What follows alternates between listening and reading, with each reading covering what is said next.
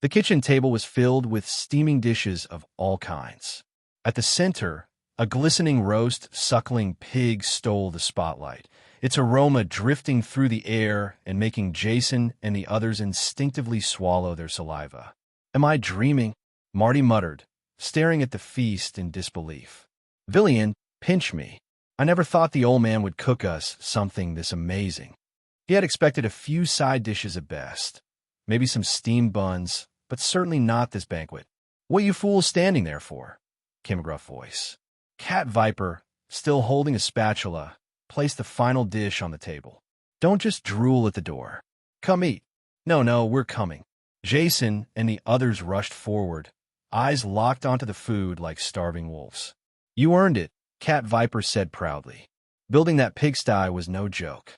Now dig in before it gets cold." The kids needed no further encouragement. They devoured the food with such ferocity, it was as if they hadn't eaten in days, because in truth, they hadn't eaten like this in weeks. Cat Viper stepped back, wiping his hands as he quietly observed them. For a moment, he was no longer in the kitchen. His mind drifted to another time, to his youth.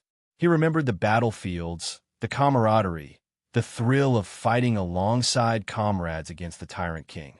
Back then, he was the army's cook. The meals he made were the only comfort in those desperate times. Some of his brothers, in their dying breaths, didn't wish to see their families. They just wanted to taste Cat Viper's cooking one last time. His throat tightened, eyes misty. He quickly wiped the tears before they could fall. Looking at Jason and the others, now happy and full of life, Cat Viper muttered to himself, "Our time has passed. The continent of Cardeas now belongs to them. Will they lead it to peace and prosperity, or drag it into ruin?" Soon, every dish on the table was picked clean, only bones remained. I could die happy now," Marty groaned, slumping in his chair, belly round and a bone still hanging from his mouth. "Weren't you the ones swearing you'd lose weight?" Jason chuckled, also leaning back and belching. "Please, he overeats on steamed buns. What hope did he have with this kind of food?" Gallaty laughed, just as full and lazy. Wei Lian rubbed her stomach with a sigh. "Too good. I blame the cat. One bite and I couldn't stop." Cat Viper approached, amused. "Full now?" Jason nodded eagerly. "Senior, thank you. That was the best meal I've ever had." Of course.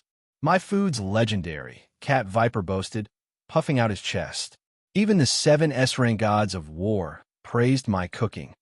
Jason blinked. 7 gods of war. Cat Viper grinned. "That's right.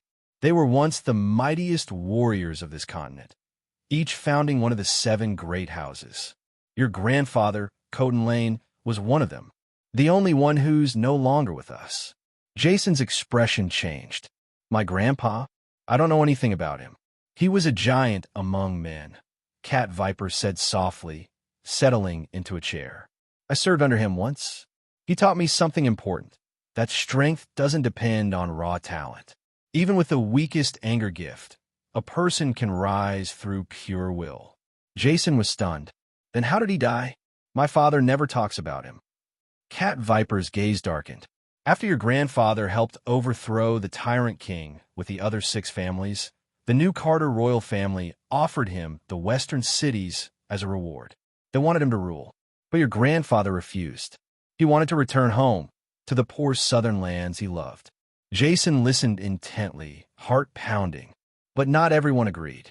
His own younger brother thought him unfit to lead the Ryan family, so he poisoned him and claimed power for himself.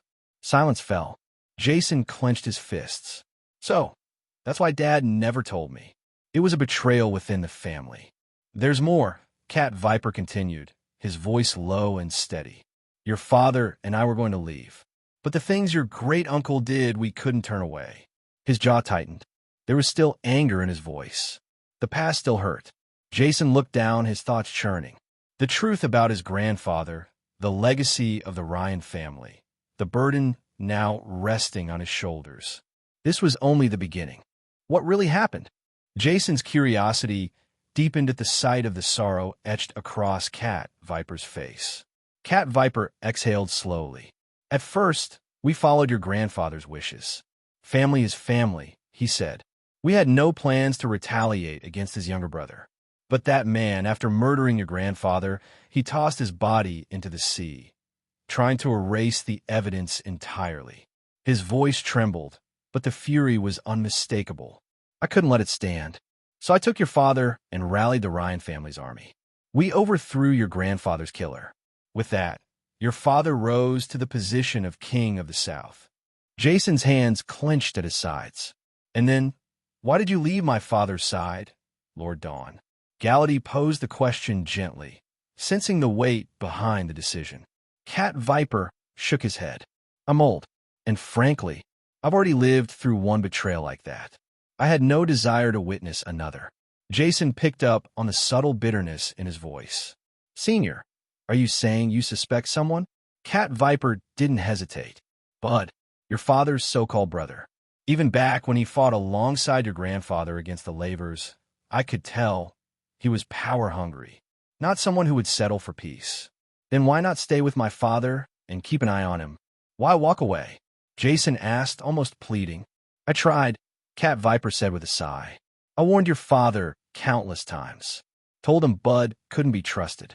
But your father's too stubborn. He handed over control of the royal carriage fleet to Bud, despite my protests. At some point, I realized I wasn't going to change his mind. He gave a tired smile. So I left, quietly, without saying goodbye. Jason's fist tightened. Crimson energy flickered around him, his anger surfacing. I swear, I won't let Bard take the Ryan family. I'll protect it with everything I have. Cat Viper's tone softened. I'm not interested in thrones or power anymore. These days, all I want is for my piglets to grow strong, so I have meat to eat. You all can chase crowns and legacies. I've had enough. He clapped his hands. All right, you've eaten well, my pigsty's built. If there's nothing else, you can all head home. Wait, Senior, weren't you going to accept me as a disciple? Jason called out, panicked. I said you, not them. Are you planning to leave your companions behind just to stay here and train? Cat Viper raised a brow. Jason looked at Gallaty and the others, momentarily speechless. Cat Viper chuckled. You still have duties waiting for you. Go handle them first. Once you're done, if you still want to learn, I'll accept you. That is, if you can find me again. Jason dropped to his knees. Then please remember this, Senior. I, Jason Lane, swear I'll return. When that time comes, I hope you won't hold back. He kowtowed deeply 3 times in total. This will count as your formal bow, Cat Viper said, trying to maintain his usual gruffness, but his voice wavered slightly. Jason and his group bid farewell and made their way back to Sago's, their hearts full and minds racing. After they left, Cat Viper began clearing the dishes. His eyes lingered on the door. Master Cotton, if you're watching from above, you must be proud of your grandson. He's inherited your strength, your spirit. Whoosh. A sudden gust of wind blasted through the room. The windows rattled violently. Cat Viper froze. A dense, overwhelming aura filled the air. The bowls on the table shattered under its pressure. Cat Viper grabbed a nearby bamboo staff, his posture shifting instantly into that of a seasoned warrior. Who's there? A voice, ancient, powerful, spoke from behind him. He knelt to you. If I find out you didn't train him properly, I'll come back just to pluck out your beard. Hair by hair. That voice. It struck Cat Viper like lightning. The kitchen darkened under the pressure of an aura so immense it nearly forced Cat Viper to his knees. His breath caught in his throat. This is shocking rage. Cat Viper thought, struggling to remain upright. He tried to turn, but his body wouldn't respond. Is it that tall man? He rasped, barely able to speak. A cloaked figure stepped into view, tall and cloaked in shadow. A wide-brimmed hat concealed his face, but not the long white beard that spilled out. You don't remember my voice after just a couple of decades? The man asked, amusement in his tone. Cat Viper's eyes widened. That voice. Could it be? Master Cotton. He gasped, dropping to his knees as tears welled up. You're alive. Cotton Ryan chuckled, removing his hat. I tried to die, but it seems my strength doesn't allow it. His blonde hair, now grayed and swept back, marked him unmistakably as a Ryan. His eyes, deep and weathered, gleamed with ancient wisdom and unshakable power. One of the 7 gods of war, the founder of the Ryan family, the legend himself. Master Curtain, Cat Viper whispered. Cotton smirked. And look at you, making my grandson build a pigsty like some apprentice chef. You've really grown bold in my absence. Hey, welcome to Firescale Audiobooks. If you enjoy our audiobooks, please consider subscribing to the channel. Also, feel free to share your review in the comments section below. As he spoke, Kadun helped the cat viper who was kneeling on the ground and lightly punched him on the chest. I'm not here to exercise his willpower and endurance. Cat Viper smiled and said to his old master Coton, I heard you just said that my good grandson has a kind of supernatural power. What exactly is it? Cotton said and sat on a chair. It's like this. He has an ability that has never been seen on the mainland of Cardeas. He can actually upgrade his own anger talent level. Cat Viper said to Kadun in every detail. Can it be upgraded? Curtin said in disbelief. That's right, I didn't believe it at first, remembering that when he was just born, he was only a D-level anger talent. But some time ago, when I rescued him from a gang of assassins nearby, he was already a C-level talent, a level anger talent. And when I saw him a few days ago, he was already a level, which made me have to believe it. Cat Viper said to Coton, good. As expected of my grandson, he has such supernatural powers. It seems that my Ryan family is about to rise again. Kadun said with a smile. His expression also revealed a kind of irrepressible excitement. What about you, Mr. Cotton? Cat Viper is still full of questions about Coton, who has been dead for nearly 20 years and suddenly appeared here again, and has many things he wants to ask him. Cut, do you think I will be poisoned to death by mere poison? I just don't want to kill each other with my younger brother. For the sake of family peace, what's the point of giving up the throne? It's rare for me to be idle these years. These days, I traveled the entire Cardeas continent, and I just wanted to come back to take a look recently. I stopped by Wangshu Shuangfeng to see my old friends. When I passed by here, I witnessed you ravaging someone I haven't met yet. Good grandson scene. Cotton briefly explained what happened to him during this time. So, you've actually come a long time ago. Then why haven't you shown up so long? Cat Viper asked Kadun in surprise. For 20 years, the world has gradually forgotten me. What am I going to do? By the way, my good grandson will be counting on you from now on. When he comes next time, you have to be good. Teach him for me. Do you understand? Cotton said to Cat Viper, since you are back, wouldn't it be better for you to teach him yourself? Cat Viper poured a cup of hot tea for Coton, placed it next to Coton, and asked Coton, Me? Let's forget it. I'm not suitable to be a teacher. You are much better at being a teacher than I am. I believe it's definitely the best choice to entrust him to you. Also, I don't want to appear in front of their eyes anymore. After all, in their memory, I have been a guy who has been dead for 20 years. How bad it is to appear again, right? I will help them in the dark enough. After Curtin finished speaking, he picked up the hot tea that Cat Viper had poured for him, took a few sips, and was full of expectations for Jason's future.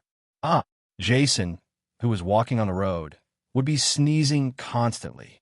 Third brother, what's the matter with you? Do you have a cold? Why do you keep sneezing? Villian blinked her big watery eyes and asked Jason. I don't know. It shouldn't be a cold, right? I don't feel uncomfortable when I sneeze. Jason rubbed his itchy nose and said to Wylian, Does that romantic girl miss our third brother? Marty, who knew Jason's previous romantic history from Galatai, joked. Go, don't talk nonsense. That's already in the past tense. Don't keep mentioning it. Jason gave Marty a push and said to him, After we come back to Sagos, let's change our title to the Young Lord. After all, the Young Lord is also the Deputy City Lord of Sagos. It's not good for us to call him third brother like that. Galatai said to Marty, and looked at Jason with questioning eyes. Well, what the elder brother said is indeed reasonable. So let's do it like this. When there is no one else, you should still call me the third younger brother. When there are outsiders, you can still call me the Deputy City Lord. Jason also agreed with Kolrati and said to everyone, Then can I still be called my third brother? I think calling me third brother is more kind than calling me the City Lord, the Young Lord. Villian blinked her eyes, looked at Jason with a pitiful look, and said in a low voice. Jason's whole body turned numb when he saw Villian's appearance, let alone rejecting her. Okay, okay. No matter when you call me third brother, okay? Jason smiled and pinched William's face and said, well, I knew the third brother would not reject me. William jumped up and down happily. In fact, there will be a problem that is bothering Jason. He only has one B-level anger crystal now, and he doesn't know whether to upgrade Ma or William first. Marty has always been serious since he followed him. If it wasn't for Marty's vigilance that night, maybe his corpse is about to rot now. But Villian is so cute, which makes Jason really because he didn't know how to choose. He simply didn't mention this matter, and Marty and Villian didn't ask him either. But he was afraid that Marty and Villian would think that he was not willing to use this B-level rage crystal to upgrade them. So Jason decided to speak out and let everyone discuss who to upgrade. Cough, cough. Jason coughed twice, attracting everyone to look at him. I still have a B-level anger crystal that we got from defeating the wolf-toothed porcupine. Do you think it's better to upgrade the horse first, or Walian? Jason told everyone that he wanted to see everyone's opinions. Why don't you give it to Sister Wilian first? Marty's voice is getting smaller and smaller. After all, he has given up once, and this time he really doesn't want to give up this opportunity to upgrade. Actually, it doesn't matter who comes first. As long as I'm upgrading, won't it be a matter of time? Jason said with a smile, breaking the somewhat stiff atmosphere. Let's upgrade the second brother. After all, the second brother has always been one of us who has been in the front line. Let's upgrade him first. No matter how you say it, his role is much greater than mine. It's okay if I wait anyway. Are there brothers protecting me? Villian gave a lovely smile. What Walian said was, let's upgrade the horse first. Walian has our protection. It doesn't matter if you wait. Gallaty also echoed Villian's words. That's good. Then I'll upgrade the horse. Jason said, taking out the angry crystal that emitted this yellow anger and pointing it at Marty. Upgrade the target. Jason ordered the system in his mind. To upgrade to B-level, you need to consume a B-level Fury crystal, and the success rate is 70%. Do you want to upgrade? The system's prompt sounded in Jason's mind. Yes, Jason said without hesitation, and let go of the B-level anger crystal, and saw the anger crystal slowly approaching Marty's side.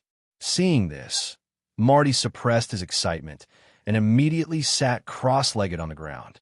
After the anger crystal circled around the top of Marty's head for a few times, it stopped at the center of his head and began to emit streaks of yellow anger, entering Marty's body. Every ray of anger entering Marty's body will make Marty feel comfortable for a while, and the previous fatigue on his body will also disappear. It's like having an advanced full-body massage, and the whole body feels extremely relaxed. 10 minutes later, Marty slowly opened his eyes, felt everything around him, and obviously felt that his own senses had become much stronger. He stood up happily, released a trace of anger, watched the yellow anger slowly appear on his hand, and said excitedly, I have also successfully upgraded, and I will also be a B-level anger master in the future. Marty cheered for a while. Ever since he saw Jason upgrade Galad's anger talent, he had dreamed countless times that he would also be upgraded to B-level. At this moment, his dream finally came true. Okay, now that our fighting power has risen to another level, we have to go back to Sagos as soon as possible. After all, I haven't regained the position of the City Lord of Sagos yet. Jason looked at Marty, who was happy beyond words, and said with a smile, Third brother, don't worry. I will definitely go through fire and water to help you drive that Kylida out of Sagos. Marty said to Jason confidently, Well, let's go. Sagos, wait for me. Your real master is back. As Jason spoke, he took the lead and walked forward, and Galactica and the others followed behind Jason with high spirits. This time, Jason and the others also gained a lot, and the relationship between the few of them was even deeper. Jason also really wants to become brothers with them, who can rest assured to leave their backs to them in this world. In the last life, he believed in his wife wholeheartedly, thinking that she would be the most reliable person in his life, but he did not expect to be betrayed in a blink of an eye, which made Jason even more eager for a reliable friendship, and he enjoyed the current state very much.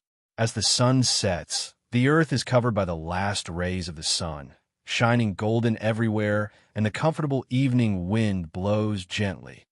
The feeling of the most beautiful autumn is displayed at this moment. Jason and his party also came back to Sago's. Hey, we are finally back. I just want to take a good bath now. I haven't bathed for several days. My body stinks.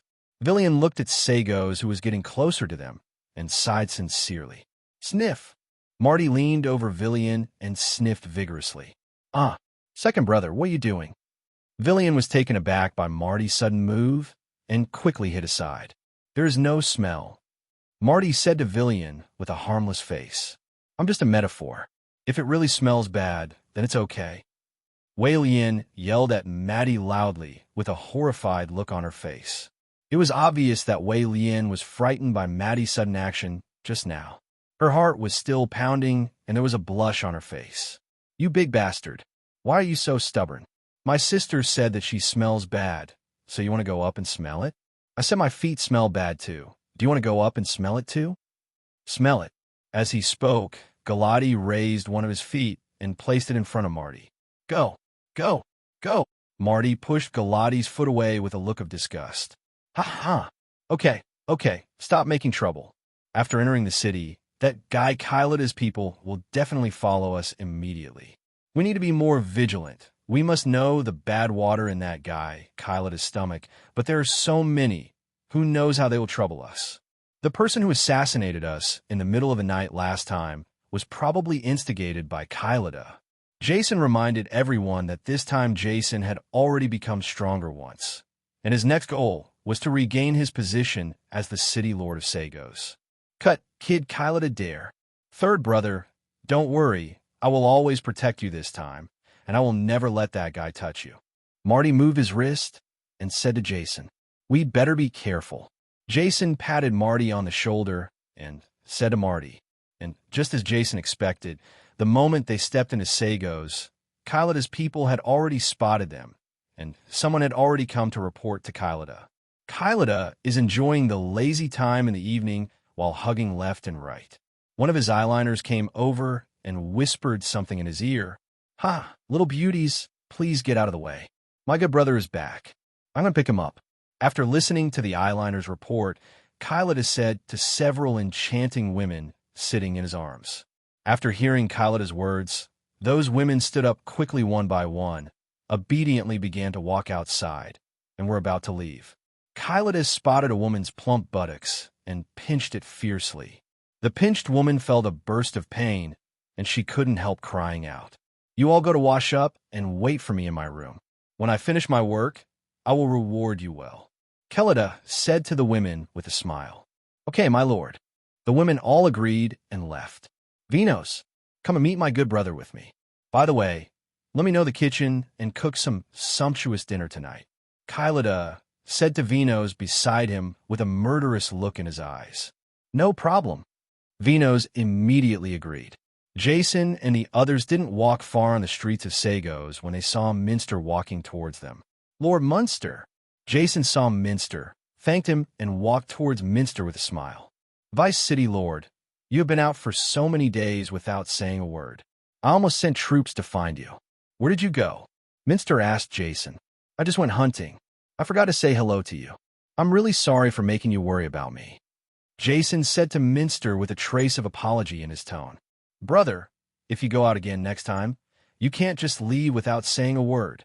You don't even know how word. While talking, Kyloda walked over with his entourage, Vinos.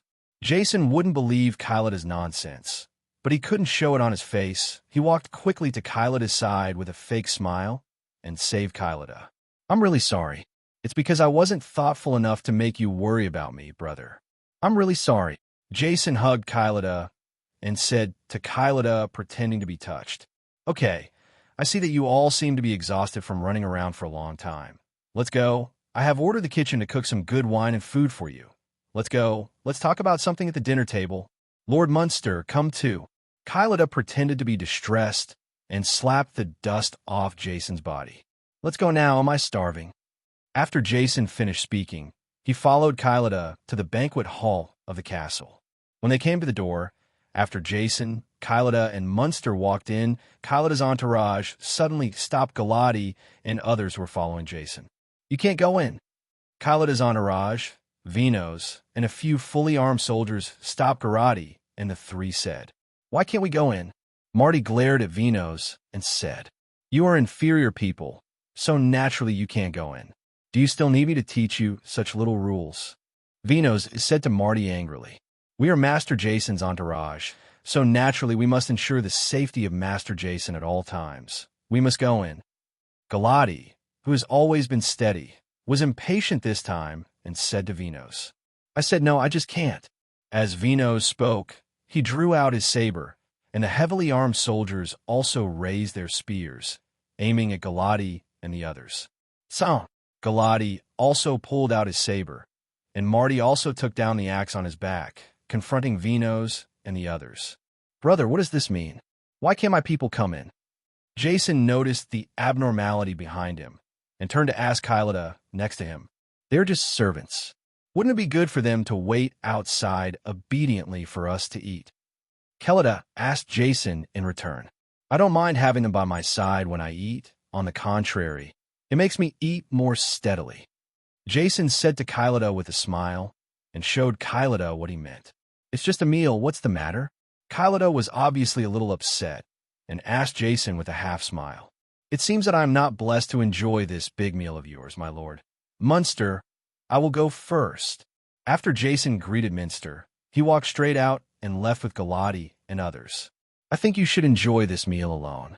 Seeing that Jason had already left, Munster didn't want to stay here anymore, so he turned around and left after talking to Kylada.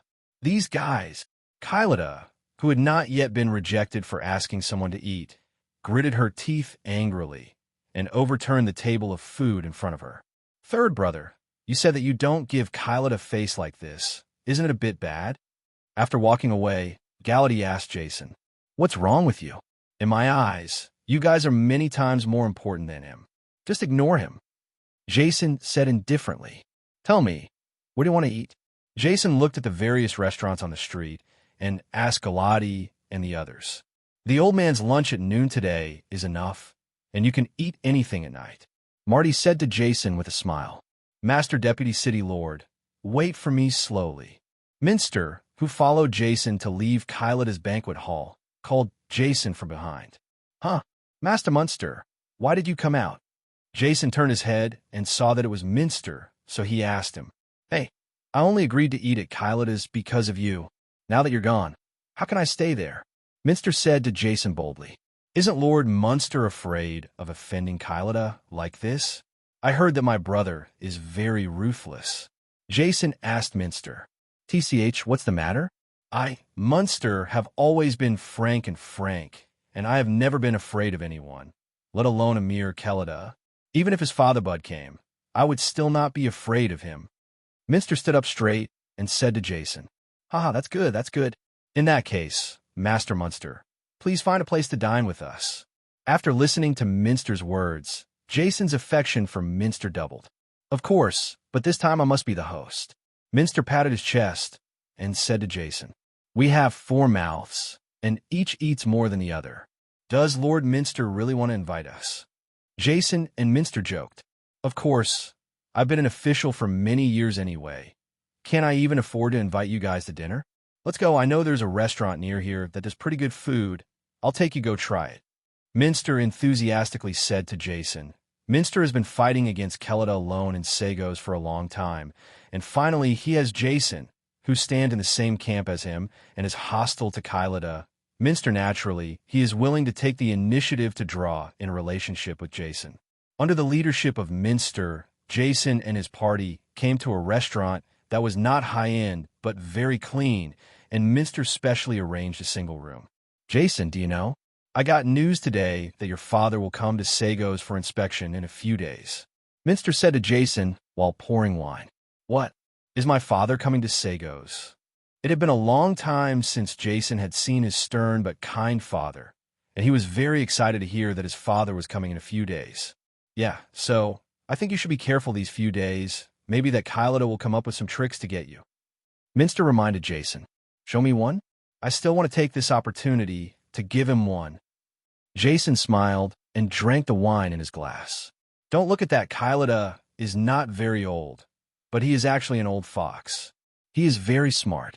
I've been fooled by him several times, Minster said and filled Jason's glass.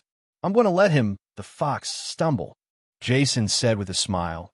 It seems that he has already thought about— Oh, seeing how confident you are, it seems that you have already made up your mind? Minster asked Jason with a smile. What idea can I have? I just made a plan for the soldiers to block and cover up with water, Jason said with a relaxed face. Since he was upgraded to A level, Jason is no longer afraid of Kylida, and he also knows that Kylida has been staring at him now. As long as there is a chance, Kylida will not be afraid of him. Killing himself hesitantly, instead of trembling with fear, it is better to bite the bullet and fight Kylida well. After a pleasant dinner with Minster, Jason and his party bid farewell to Minster with enough food and drink, and went back to rest. That old man named Munster can really drink. I'm a little dizzy. He drank more than me, and he still looks like a normal person. Saying goodbye to Munster on the way to the castle, Marty staggered and complained. Hee. Munster is a general who has fought all over the world. I'm afraid he has drank more wine than you have eaten. You are still comparing your drinking capacity with others. Gallaty supported Marty and said, Isn't this to stop the third brother from drinking? Otherwise, I could become like this. As Marty spoke, he put his whole body weight on Gallaty so that he could relax more. This Minster is now our only friend in Sagos. We must have a good relationship with him. After all, we are new here, and we still need an ally who has been in Sagos for a long time to help us. Jason, who has experienced all kinds of people in various shopping malls in his previous life, still has a lot of experience in these things. Now they seem to have just arrived in a new unit and urgently need an old employee to help them integrate into the new company. Minster is equivalent to this old employee. After bidding farewell to Jason and the others, Minster also walked towards home alone in a happy mood. He's like this. He likes one person and doesn't want others. People. When Minster walked into a dark alley, his perceived anger suddenly sensed a hint of danger, and he turned his head quickly. Boom! There was a huge hole in the wall next to him. Who, as Minster said, he immediately released his anger, and the yellow, malevolent anger instantly enveloped his whole body. The one who kills you. A hoarse and rich voice came directly from the darkness, and a tall figure gradually came out of the darkness, and his body gradually exuded red anger. A-level Wrath Master. Munster couldn't help but gasp when he saw the red anger, knowing that he might be in trouble today. Who are you? I have no grievances with you. Why do you bother me? Minster tried his best to recall that he really didn't know when he sinned against this guy. Master Munster, I didn't intend to deal with you at first. If you die, no one will play with me in Sagos. How boring, but now I found out that my good brother Jason, also it's not a fuel-efficient lamp. So I plan to get rid of you. I'm sorry. Kylida's voice came from behind the tall figure. Kylida? It turned out to be you. What? You finally couldn't help but want to do something to me. Minster smiled and shook his head. Okay, I made it clear to you. Magic Mountain, get rid of him. Kylida waved at the Magic Mountain and disappeared into the darkness. I'm going to die, or I'll make you so comfortable. As Minster said, he rushed directly towards Kylida, gathering strong anger in his hands, and grabbed Kylida. Don't think about it. The Devil Mountain roared angrily, raised his foot, and kicked Minster flying, and hit the wall behind him heavily. The huge force caused Minster to even collapse the wall. The family of three who had just fallen asleep woke up immediately, staring at this scene in horror. The male host subconsciously hugged his wife and children tightly and curled up in a corner of the bed. Cough! Minster got up from the ground and coughed out a mouthful of blood, his eyes fixed on the huge figure of the Magic Mountain. What a powerful force! Minster stared at the red anger radiating from his whole body. Every time he took a step, he felt that the ground was trembling with the Magic Mountain. He knew that he could not be his opponent at all, and he was already prepared to die in his heart. Lord Munster, how could you sneak attack me? You can do such shameless things.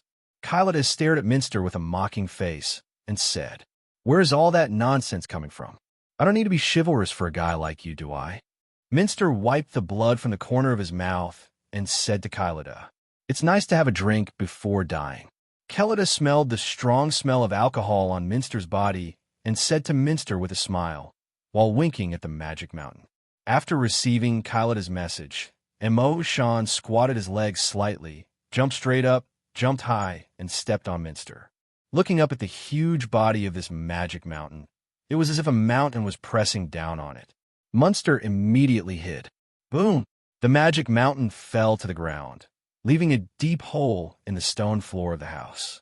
Before Munster could take a breath after dodging the blow, the magic mountain grabbed him at a faster speed. Munster's neck pushed him hard to the ground.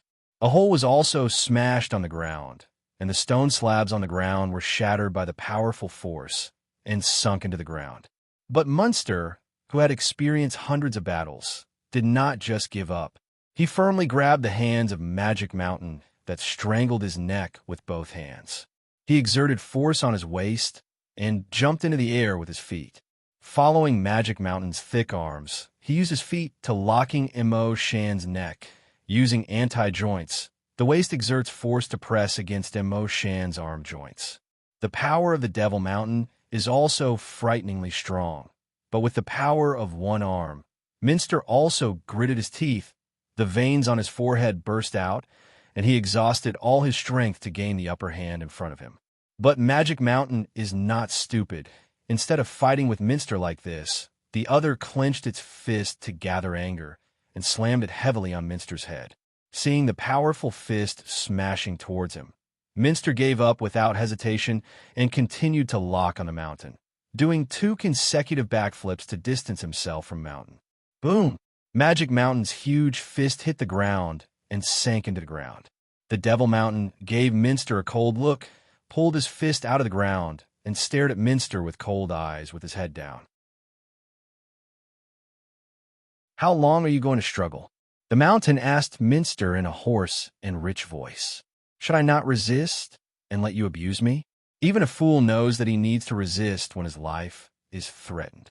Minster said to Mozhan with a wry smile, but he had already decided his death sentence in his heart. He knew that the drink just now would be the last drink in his life. "Then let me see how long you can resist." Although the Magic Mountain is huge, its speed is extremely fast. It is like a tank advancing at full speed, rushing towards Munster with a strong sense of oppression. "I didn't expect that there are guys like you in our southern border. It would be great if you could follow our Lord Dawn. If you insist on following Bard and his son, you will not end well if you follow them." While avoiding the attack of the Devil Mountain, Minster persuaded the Devil Mountain. "Whether I will end well or not, you don't have to worry about that.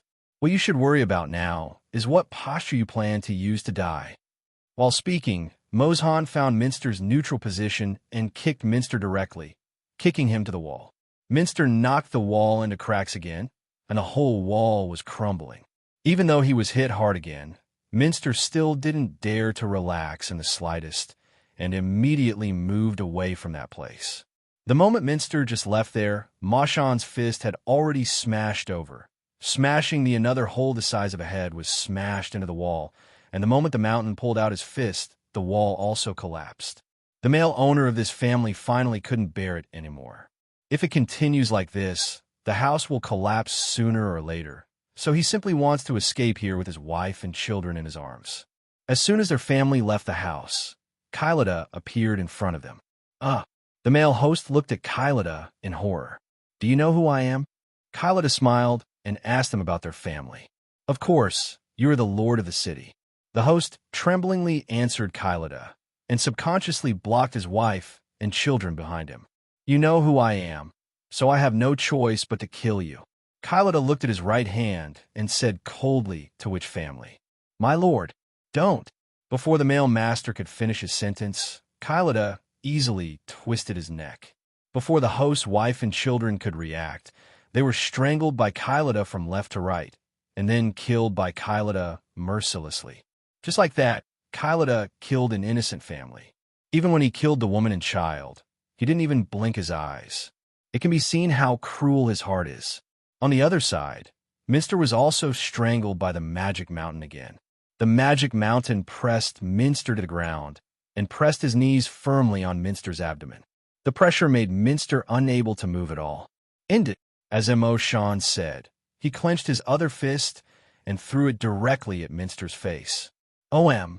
After Munster was hit on the head by Mo-Shan's red and angry fist, his brain buzzed, his ears became deaf, his eyes became blurred, and his consciousness began to become unconscious. Even so, the magic mountain did not let Minster go and hit his face several times fiercely until he beat Minster beyond recognition. Then he stopped, stood up, and beat the unconscious Minster. He threw it aside. "This is the price of being my enemy." Kylida leisurely walked to Minster's side, took out a dagger, and gently inserted it into Minster's heart, ending Minster's life. Early the next morning, Jason was still asleep when a sudden knock on the door made him startled, and he immediately sat up from the bed. Jason fixed his eyes and saw that it was Marty, and his nervous mood relaxed. "Marty, what are you doing so early in the morning?" Jason rubbed his hair, frowned, and asked Maddie. "It's not good," Marty said to Jason in a panic. "What's wrong? What happened?" Seeing that Marty didn't look like a joke, Jason asked Marty nervously. "Master Munster, you will die tragically on the street at the latest." Marty told Jason this thing that Jason couldn't accept. "What? How is that possible?" After hearing the news, Jason's drowsiness disappeared immediately, and he became refreshed. "That's right. Our patrol team found Lord Minster's body on the side of the road this morning. Judging from his clothes and body shape, it is undoubtedly Lord Minster." Marty said to Jason, "Go, take me to see it." Jason said, and immediately began to put on his clothes. Jason took Marty all the way to the scene of the crime. The place was already full of people, including soldiers cleaning up the scene and ordinary people who came to join the fun. "Vice City Lord, you are here. Third brother is here." Galati and Villian, who had been here a long time ago, greeted Jason after seeing him. "What exactly is going on?" Jason came to Galactica and asked Galactica. Judging from the scars on Mr. Minster's body, he suffered a lot of injuries during his lifetime. His face has been beaten badly. He should have been injured by a blunt instrument, and the fatal thing was the knife on his chest. It should be that the murderer drove a dagger straight into his heart. Galati told Jason carefully everything he had learned. "Can you find out who did it?" Jason asked Galactic Road. "This." Galactico shook his head, looking at the obvious signs of fighting around. How could there be no witnesses? Jason almost growled. People living around said that they didn't see or hear anything last night. Galati said to Jason, "How is it possible? The house collapsed like that. How could they not hear anything?" Jason said in disbelief, "All 3 members of this family were killed last night. I think even if they heard about it, they wouldn't dare to say anything after seeing this scene." Galati offered his own opinion. "I think that guy must be involved in this matter." Jason gritted his teeth and looked at Kylida, who was slowly approaching in the distance. Kylida also noticed Jason and walked straight to Jason's side. "What happened?" Kylida pretended to be confused and asked Jason. "Lord Munster was killed here last night." Jason responded to Kelly Dedeo without any emotion. "What? What's going on?" "Lord Munster is a general who has fought for many years, and he was killed like this? The murderer must be unusual." "Who is the murderer?" Kylida asked Jason. "I think who the murderer is, maybe you know better than me, brother. There are not many people who can defeat Master Mint among the Sagos." Jason looked at Kalida's pretentious look and felt disgusted for a while, and he was even more sure that Kalida did it. After all, the traces of fighting here don't seem to be many people, and there are people in Sagos. The one with the ability to defeat Munster one-on-one is probably Kylida. "Brother, you have wronged me too much. Lord Minster drank a lot of wine with you last night, and his strength must have been greatly reduced, so you can't conclude that I killed Lord Minster because of this." Kylida explained with an innocent face. "Brother, don't worry. Before my father comes to Sagos, I will definitely investigate this matter. At that time, my father will be able to uphold justice for Lord Munster.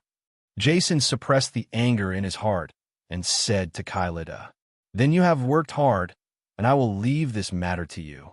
Lord Munster has done a lot of hard work. I also hope that you can catch the real culprit and bring justice to Lord Munster. Kylie Doppy said to Jason with a half-smile, then turned and left. Deputy City Lord, where should we start investigating this matter? Gallaty asked Jason. First find me all the people living in the vicinity. I want to personally interrogate them one by one. I don't believe it. There are still people in Sagos and Nua, who can always turn black and white. This time Jason was really angry. Minster, who was drinking, talking, and laughing with him the night before, was now an unrecognizable corpse. This made Jason unable to swallow his breath until he caught the real culprit. Gallaty's work efficiency is also quite fast, and he found all the people living around him in a short while. Jason also asked one by one, but these people obviously had an attitude of nothing to do with themselves. They all kept saying they didn't know, and they didn't pay attention to anything they asked and didn't know. Now it's Jason. After asking for a day, he couldn't find any useful clues. Jason, who couldn't find anything useful after a busy day, sat there restlessly, rubbing his head. Third brother, you've been busy all day. Let's have something to eat. Walian came over with a few plates of delicate snacks. MD, these thugs are obviously not telling the truth. If you want me to say that they will be arrested and tortured, I'll see if they will say it or not. Marty stood up and roared. The people are just trying not to cause trouble for themselves. It is obvious that they are very afraid of the murderer. Why should we embarrass them? Colradi said from the side. I should have known that Master Minster shouldn't have been allowed to drink last night. Sigh MD. Marty patted his thigh hard, sighed and sat down again. Wait a minute. Marty, what did you just say? The restless Jason heard what Marty said, and suddenly remembered something, and an idea flashed through his mind. I said if I had known this earlier, I shouldn't have let Mr. Munster drink last night. What's wrong? Matty repeated what he had just said with a dazed expression. That's right. Why didn't I notice it just now? Jason slapped his forehead and said, What does it mean? All three of them looked at Jason in confusion. Do you still remember that Kylida told us just now about Master Tez drinking too much? Jason excitedly asked Galati and the three of them. Remember? Master Minster wasn't drunk at all last night, okay? I checked when he left, and there was nothing wrong with him. Gallaty said to Jason, No. I want to say, last night we had a drink with Lord Minster, and after drinking, we each went back to sleep, and Lord Minster also went home directly. So how did Kylida know that Master Minster drank alcohol? Gone. Jason analyzed seriously. Yes. Damn it. That obviously means that Guy Kellida saw Lord Munster last night, but he said he hadn't seen it. He was obviously lying. Marty slapped his thigh and stood up again.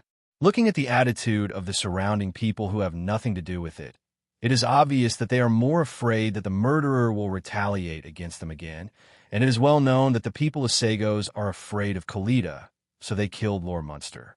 The murderer must be Kellida, Jason said with certainty. But what if we know it's Kellida? Do we have any concrete evidence? We can't prove it to Lord Dawn. After all, this is just our guess. Galate gave Jason a basin of cold water. At least we can now confirm that the murderer is him, and our next investigation will revolve around Kylida. Jason said to everyone, Third brother, do you mean we're going to take the initiative to mess with that annoying guy? Wylian said with a look of disgust. If you don't go into the tiger's den, you won't catch the tiger's cubs. The death of Lord Munster is just a good opportunity for us to trip him up. How can we waste it? Galati, you go invite Kylida. Just say I want to invite him tomorrow after a meal. I want to find out what he has to say. Jason said to Galati. Okay, leave this matter to me. Galati didn't know what kind of medicine was sold in Jason's gourd, but he believed that Jason should have his own plan. At noon of the next day, Kylida, who had received Galati's invitation, also came to a restaurant where Jason had agreed to treat him to dinner. Kylida was led by the restaurant owner to bow down to Jason's box. Having entered the box, Kylida looked at the surrounding environment with disgust. Brother, I was ignorant when I came back that day, and I gained your face. After thinking about it, I really felt sorry for you. So today I will be the host, and I will treat my brother to a meal to express my apology. I hope you can forgive me. I was ignorant that day.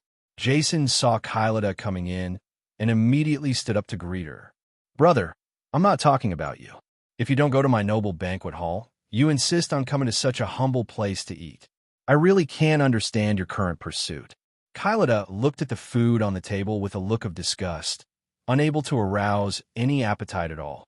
Brother, don't say that. It's good to have a taste of these home-cooked dishes once in a while after eating too much delicacies. Jason still gave Kylida a stool with a smile on his face, let Kylida sit down, and then went to the other side and said, Brother, is it as simple as apologizing to me when you invite me to dinner this time? Kylida smiled at Jason and said, seeing Jason's appearance, Kylida felt that Jason had obviously realized the fate of going against him after Munster's death, and this was to give in. My brother's really smart. No wonder my father wants you to be the Lord of Sagos. You can see the little Jujio in my heart at a glance. Jason smiled and filled Kylida's wine glass. You don't need to be so polite between me. Just talk directly if you have anything to say. Kylida tasted the wine in the glass and put the wine aside with a disgusted expression. It can be said that she was full of airs. Marty next to him clenched his fists unconsciously when he saw Kylida's haughty appearance, wishing he could rush up and punch him now. Galady, who was standing next to Marty, noticed Marty's strangeness and immediately stretched out his hand to pull Marty's shoulder, telling him not to be impulsive.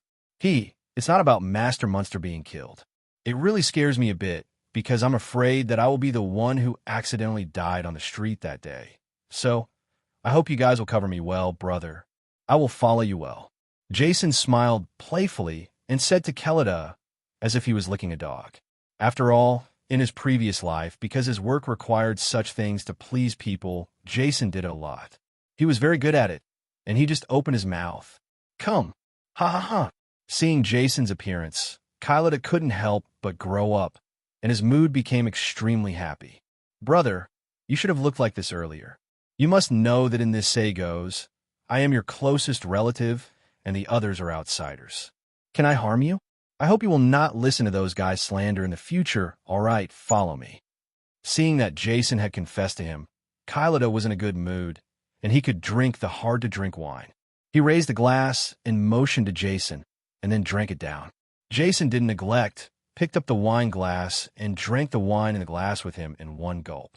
Brother, when my father comes in a few days, you can't sell me, Jason said with a smile, and filled Kylida's wine glass again. Of course, besides, you have performed very well. So what is there to sell? Kylida said to Jason with an air of grandeur. That's good, that's good. Come on, brother, eat vegetables, eat vegetables. This dish is very good here, Jason said while serving food to Kylida. Now that you have finished what you want to say, I still have to take over Munster's troops. There are still many things to be busy with. You can eat here slowly. I will leave first. Kylida stood up and made a gesture to leave. Kylida still remembered Jason's refutation of face that day. Now that there was such a good opportunity, how could he not take the opportunity to get it back? Brother, don't. You haven't eaten all the dishes on the table.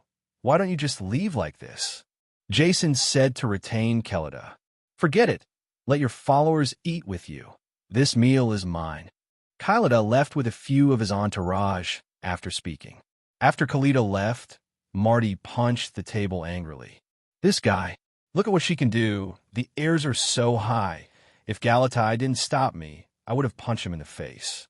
Marty poured himself a full glass of wine, rather displeased, and drank it down. As the saying goes, a man can bend and stretch. How can we extract evidence from him if we don't deal with him more? Jason patted Marty on the shoulder and told him calm down. Then what should we do next? Now that Lord Munster is dead, Kylida really has to cover the sky with one hand in Sagos. Galady said to Jason, Yes, our situation is very bad now. Although this guy Kylida is arrogant, he is really impeccable in his work and very sophisticated. It seems that it will be difficult for us to overthrow his position in Sargos. Jason shook his head and said, By the way, We're the two remaining ministers of Sargos. Have you ever learned about their details, Galati? Jason asked Galactic Road. Of course, if you don't talk about these things, I will help you. Galati smiled and said to Jason. Jason was very happy when he heard Galati, and he was secretly glad that he was able to subdue Galati so that he could have another capable assistant, and he could help him think of many things he couldn't think of. Tell me about it. You don't need to talk about that, Malifaux. I can tell that guy is a complete bastard of Kelida. Let's talk about the construction minister Oge, who has never talked much. I'm still more interested in him. Jason gestured to Galadi, and the three of them sat down and chatted while eating. This Og is a native of Sagos. After Mr. Doug took the position of the king of the southern border, he was recommended by the people of Sagos and named him Minister of Construction.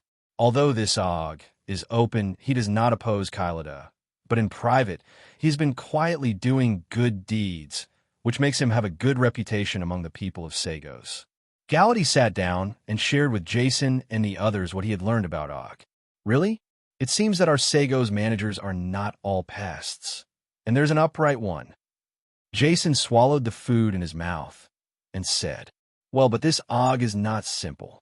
He has always maintained a close relationship with Kylida, so that Kylida will not be hostile to him, and he does not have to go with Kylida. But now Ming's, as soon as the king died, Sagos' army fell into the hands of Kylida, and no one can guarantee that Kylida will not make trouble for him. Galade and Jason continued. I think we should win over him now. After all, we are new here. We thought we could rely on Munster to help us integrate into Sargos. Unexpectedly, in the blink of an eye, Munster and us are already separated by ghosts.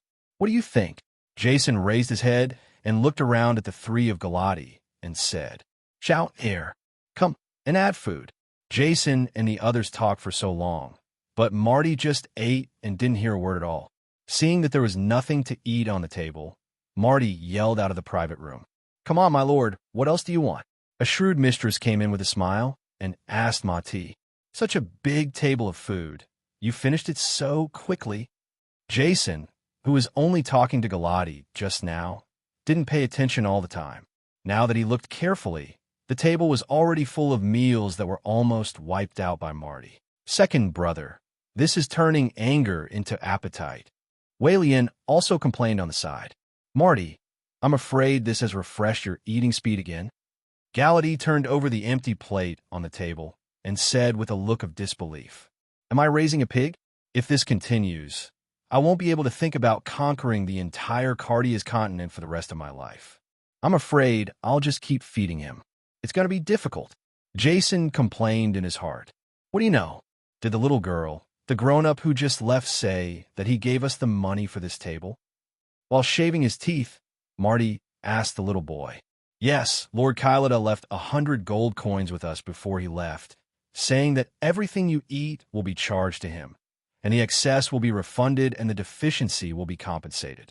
The little Dash said to Marty, Hey, I thought that guy would threaten you and not give money, but I didn't expect to actually give money, and the shot is so generous, it's okay. Jason was a little surprised by Kylida's actions today. Hey, since Master Kylida is so generous once in a while, how can we waste Master Kylida's kindness? Marty said to the crowd with a wicked smile on his face. Seeing the expression that day, everyone could almost guess what Maddie was going to do. Shower, what is the most expensive dish here? Marty asked Shower. My lord, the most expensive thing here is the 2 or 3 caddies of lobsters shipped from the Northern Sea. Shower said, Okay, that's the lobster. Give me 10. Maddie waved his big hand and said to Shower, 10 or 10. Shower was a little overwhelmed. He had seen 10 or 10 ordering steam buns, and it was the first time he had seen 10 or 10 ordering lobster. What's the matter? Is it a little too small, and there's no way to make it? If it doesn't work, just come at 20. Inspired by Marty, Jason also became interested and wanted to experience the feeling of arrogance. 20. Guest officers, please stop joking with me.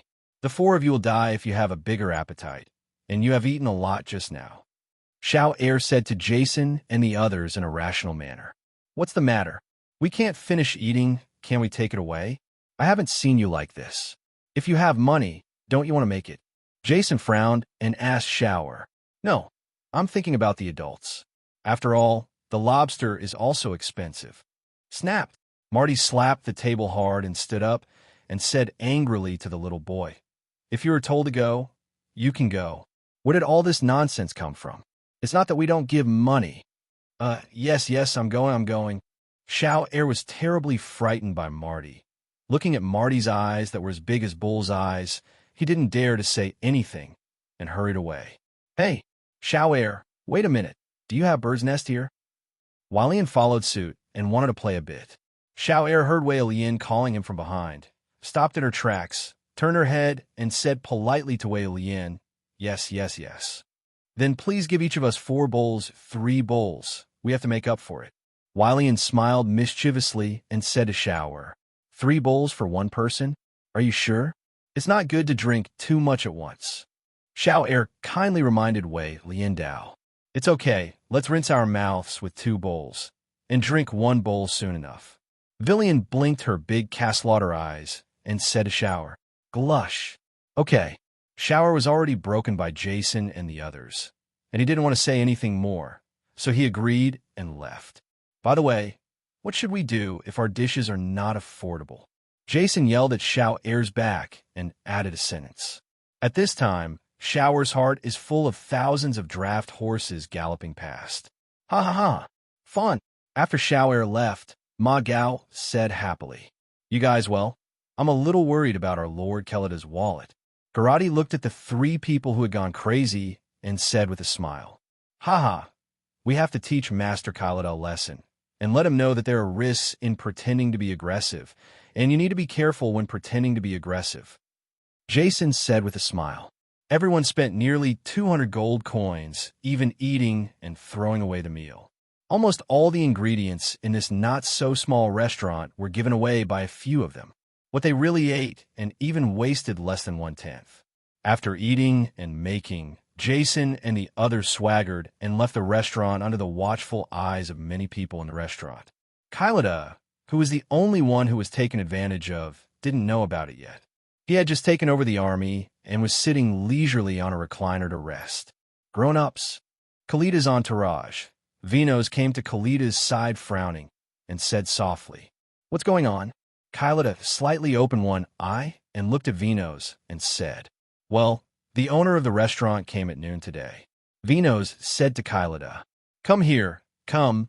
You can take the refunded money first and reward you for your hard work during this time. Kylada stood up, poured himself a glass of wine, and said to Vinos with a leisurely expression, It can be seen that he should be in a good mood. The boss said that the 100 gold coins you left there are not enough at all. Vinos said to Kylada cautiously. After listening to Vinos' words, Kylada almost choked on the wine that she hadn't had time to swallow and spit it all out. What? It's just a small restaurant like that. 100 gold coins is not enough for a meal? The boss is probably tired of work. Does he even dare to cheat me? Kylada put the wine glass in his hand heavily on the table. No, the boss said that not long after we left there, the adults there ordered a lot of dishes, including more than 20 lobsters from Beihai alone, and more than a dozen bowls of the top-quality Bird's Nest. Not only that, almost all the ingredients for their restaurant for the next month will be eaten up by them. Vinos told Kylada exactly what the boss said to him when he questioned the boss just now. After hearing this, Kylada almost vomited blood. These guys? How could they eat so much? Are you kidding me? Kylada sat down on his recliner again. Then how do you deal with this matter? Vinos asked Kylida Dao. Forget it. Let's see how much money is left. Supply that, boss. Let him go. I'm in a good mood today. I don't want to trouble you.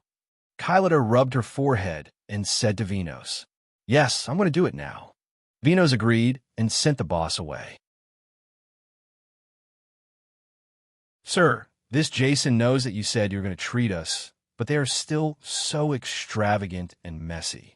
It's obviously aimed at you. After sending away the boss, Vinos returned to Kylida and said to Kylida, Do you still need to tell me this? Kylida glared at Vinos and said with some displeasure, Sorry. Seeing Kylida's face change, Vinos immediately apologized to him in a panic. This Jason, it seems that most of the things he said to me at noon were just kidding me. Since this fool got lost that time, he really wanted to be a different person. He has become a lot more cunning. Kylida lay on the rocking chair, closed her eyes, and said, "Should we also find a way to make him suffer?" Vinos approached Kylida and said to him with a sly face, "Looking at your tone, do you have any good ideas?" Kylida squinted at Vinos and said, "I heard before that Jason promised his father before he came to Sagos that he would not fuck anymore, but the dog has changed and eats shit. I think we just need to find a beautiful girl to seduce him a little. He and Dawn will come to Sagos for inspection 5 days later. We can punish him in front of Dawn." Vinos proudly said to Kylida, "That's a good idea, but where to find a suitable girl?" Kylida rubbed her chin and thought about it. "It's not easy. I'll go to various brothels to choose one in a while." Vinos said to Kylida, No. That's not realistic enough. Since we want to punish him, we have to punish him to death." Kelly said with a smile, "Did you have any good notices, my lord?" Looking at Kylida's smile, Vinos knew that Kylida must have thought of a more ruthless plan. "Vinos, I heard that the beauty I gave you before is pregnant with your child recently. Is it true, boy or girl?" Kylida suddenly asked. Yes, but I've only been pregnant for a week, so I can't guess the gender yet, and I'm not sure whether it's mine." Although Vinos didn't know why Kylida suddenly asked this. "Are you interested in changing to another one for fun? I have a few new girls recently. Each one is more punctual, and I will give you one for you to change your taste." Kylida said to Vinos with a smile, "What do you mean, my lord?" After listening to Kylida's words, Vinos can almost guess what Kylida is going to do. Just one woman is not enough to destroy his good son in front of Dawn, so we need to add some extra material.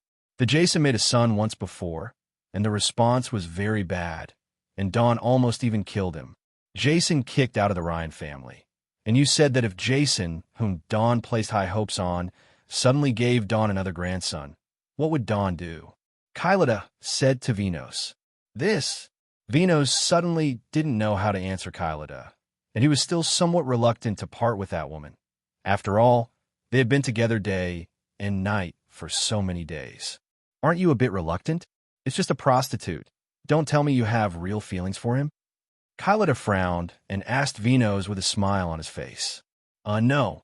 How could I have real feelings for her? I just feel sorry for her." Vinos regretted at the moment he said this, and he didn't know what was wrong with him. So he uttered words of pity for her as soon as he opened his mouth. "Poor? Ha ha ha. Since she decided to be a prostitute, she is no longer worthy of pity. Besides, on this continent, let alone prostitutes, all women are just a kind of item. What's the matter? Worthy of pity?" Kylida patted Vinos on the shoulder and said to him, "Yes, my lord taught me that." Vinos was taken aback when Kylida patted him on the shoulder and almost knelt on the ground with his legs limp. He quickly stabilized his center of gravity and wiped the sweat off his face. He was afraid that Kylida would kill him because he felt sorry for that woman. After all, Kylida was a fickle master because there were not a few followers who were killed by him with a single sentence. Vinos also witnessed it several times. If he was given a chance to choose, he would never choose this ruthless master. "Then we've agreed to leave her alone. After you go back today, teach her well. When things are done, I'll send her to a carefree place." Kylida poured himself a glass of fine wine and drank it down. On the other side, Jason and the others, who were full of food and drink, were not idle, and came straight to the Minister of Construction Og. Og also respectfully invited the visiting Jason and his party to the banquet hall of his house. Og's home is very simple, and the decoration of the home is not even as good as that of some big families. "Excuse me, Deputy City Lord, but my small place is far from a castle," Og said, and asked Jason to sit down at the main seat. "I think it's pretty good. It's simple. It doesn't have that smell of copper. It's very comfortable." Jason yawned, sat on the chair, and stretched. He ate too much just now, and Jason was a little sleepy now. "Thank you for your kind words, Deputy City Lord. I don't know what's the matter with your sudden visit." Og found a second seat and sat down, asking Jason. "It's nothing, but Lord Munster was killed suddenly. As a newcomer, I suddenly have no friends, so I want to visit Lord Og and increase our relationship with you. Jason said to Og with an easygoing face. I was originally a person who served your Ryan family. There is no need for my lord to develop any relationship with me. As long as my lord needs me, I will be obliged. Og said to Jason with a cold face. That being said, the main thing I want to do is to make friends with Mr. Oge. I heard that Mr. Oge often helps the poor people out of his own pocket, so I really want to make friends with you, Mr. Oge. Jason still said to Og with a smile on his face. My lord praised me. I just did a little thing. After all, I was born and raised here. I can't just watch my old folks living in difficulties and not help them. It's not worth mentioning. Og still answered Jason's words with a stern face. It made Jason a little embarrassed, and he didn't know how to continue the conversation for this day. If Mr. Jason has nothing to do, please go back. I have nothing to entertain you in my humble house.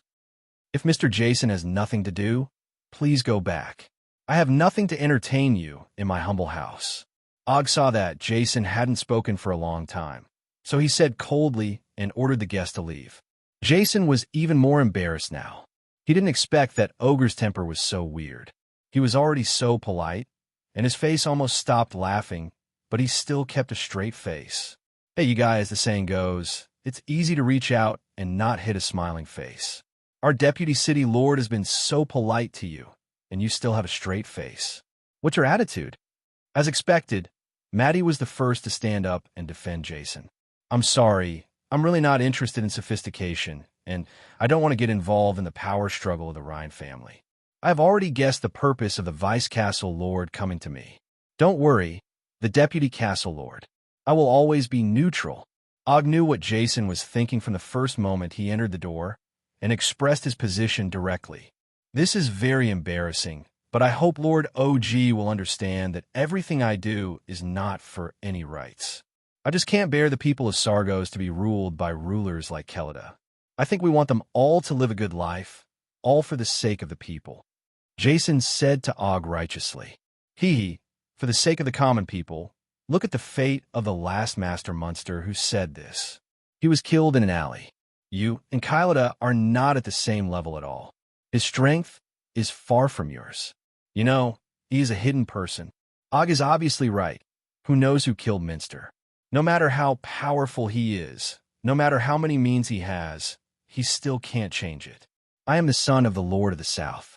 I will be the one who will rule Sagos, including the South. Through these few simple conversations, Jason has already learned that Og still seems to be somewhat hostile to Kylida. At least he doesn't have a good impression of Kylida. That's only for now. No one really knows if it will be in the future, so I advise the Deputy City Lord to be careful. After Oge finished talking to Jason, he called a servant to send Jason and the others away. It was obvious that Oge no longer wanted to continue the conversation. Since Lord Oge doesn't welcome us, then we'll leave. Don't worry, Lord Oge. I won't let the thing you worry about happen. Jason said and took the lead and walked out. The three Agarati followed closely behind. This Og is really a strange guy, always with that dead expression. After leaving Og's house, Villian complained. No, this Og, it's definitely not easy to be calm. Galady praised Ogdeo. Of course, this Og's character can still live well under the rule of Kylida. There must be some means. Otherwise, with the character of Kylida, this guy would have died long ago. Bar. Jason took Galady's words and said, I don't understand what you were talking about at all. Marty shook his head bewilderedly. Ha ha ha. Marty's appearance also made Jason and the others laugh for a while. Help! Help! Just as Jason and the others were chatting, suddenly a woman's cry for help came from an alley not far in front of them. Well, there seems to be something wrong over there. Let's go and have a look. After Jason finished speaking, he quickly ran towards the alley, followed by Galady and the others. When Jason walked into the alley, he saw a few mean-spirited men pulling and dragging this woman, as if they wanted to drag her away. The woman was completely helpless under the siege of several strong men, crying on the ground with disheveled hair. What are you doing? You're robbing civilian girls here in broad daylight. Jason yelled at the men. Who are you? It's best not to come here to meddle in other people's business. His father has already sold her to us. A bearded and strong man who was the leader of the group of sloppy men glanced at Jason and cursed. I hate you people who sell women like commodities. As Villian spoke, she pulled out the dagger at her waist, releasing blue anger. Anger Master. Seeing the anger emanating from Wei Lian's body, the group of blustery guys all became a little scared and stepped back unconsciously, wanting to leave here. What are you doing? Aren't you very tough when you bully people just now? Marty didn't know when he had circled behind them, leaning against the wall next to him, moving his fingers, pinching his thick fingers with crackling noises. What do you want? The leading bearded man swallowed nervously and said to Marty, What do you want? I want to beat you. As soon as Marty finished speaking, he clenched his fist and punched the bearded strong man in the face. What? The bearded man covered his face and fell to the ground with a scream. If you don't want to suffer from flesh and blood, get out. Jason left and said coldly to those guys who all looked scared. After listening to Jason's words, those guys raised the beard without hesitation and ran away. Only the woman with disheveled hair and disheveled clothes was left sitting on the ground, crying. It's okay, we have already beaten those bad guys away. You don't have to be afraid. Ian came to the woman's side and helped her up and said, Thank you for your help, my lords. The woman thanked Jason and the others. What's going on? Why did those guys want to cause trouble for you just now? Galady asked the woman. My lord, my daughter's name is Mira. The way things are, my father is a complete gambler. Because he lost too much and couldn't pay back, he sold me to them. The woman sobbed. What the hell? I lost money and even used my daughter to pay off the debt. I'm not a man anymore, Maddie said angrily. Woo-woo. As Marty spoke, Mira suddenly began to cry again. Why are you crying? Don't you already have to beg? Marty couldn't help feeling distressed when he saw Mira crying. Although I was rescued by several adults this time, after I go home, as long as my father is still there, I should still be sold by him. Maybe I won't be like this next time. Luckily, thinking of this woo-woo-woo, Mira cried again while talking, and even cried more sadly. That's right. Marty also became distressed after hearing Mira's words, and couldn't help turning his head to look at Jason, who was silent, to see what Jason had to say. Jason, on the other hand, realized inadvertently that this woman named Mira always liked to glance at him from time to time when she was talking, as if she was observing his reaction. Third brother, let's take Sister Mela away. We can't see her re-entering the tiger's mouth like this, can we? Wei Lian suddenly said to Jason. What? Jason, who was immersed in his own thoughts, finally came to his senses at this moment. After hearing Villian's proposal, Mira seemed to have hit her heart. Without hesitation, she immediately knelt down in front of Jason and said to Jason, Please take me in, sir. I'm willing to do my best for you. I really don't want to go back to that house. Hey, I still have to think about this. Jason was taken aback by Mira's sudden movement and said hastily, There is nothing to consider. Didn't the third brother say that you will do your best to help the people of Sagos? Villian persuaded Jason from the side. But we can't just take in a stranger like this, isn't it too abrupt? Jason still felt that this woman named Mela was a bit weird. For Mela, Jason felt that this woman was not like an ordinary woman. The romantic atmosphere revealed in her body made Jason still treat her full of doubts. Third brother, why are you doing this? You see that Sister Mira is so weak and pitiful. What is there to doubt? Villian pouted and said to Jason, Yeah, I also don't think Mira is a bad person. How could a bad person be bullied? You saw just now. If it weren't for us, Mira might have been dragged away by those guys and become a concubine. Gone. Marty also persuaded Jason. Please, sir, please take me in, please. Mira grabbed Jason's leg and knelt on the ground, begging Jason. Jason saw that Villian and Marty had said this, and it was really hard to say anything more, so he decided to keep Mira first, or maybe he was thinking too much. Okay, let's keep her first. Let's go, you can go back to the castle with us. After Jason finished speaking, he turned and left first. Okay, my third brother agrees. Sister Mela, get up. Villian came to Mira and helped her up. Thank you, sister, thank you. After Mira stood up, she thanked Wei Lian repeatedly. No one noticed that Mira showed a proud smile after Jason agreed. After returning to the castle, Jason asked someone to arrange a room for Mira to live in, and asked Villian to help take care of her, so he didn't care about Mira anymore. After all, he hadn't thought of any way to get her what about Kalita. In the evening, after eating, Jason was familiar with A-level anger alone in the room. After these few days, Jason has become more and more used to the A-level anger he just upgraded, and now he can use it with ease. Jason closed his eyes and released his perceived anger. After inspecting the movement around his room, he slowly withdrew his perceived anger, took a deep breath, and opened his eyes. This ability is good. I can see it clearly within a radius of 10 meters with my eyes closed. It's really a good thing. Jason is quite satisfied with this perception of anger. This is completely God's perspective. As long as you use this within a radius of 10 meters, you can know what happened even with your eyes closed. Boom! Suddenly, there was a knock on the door.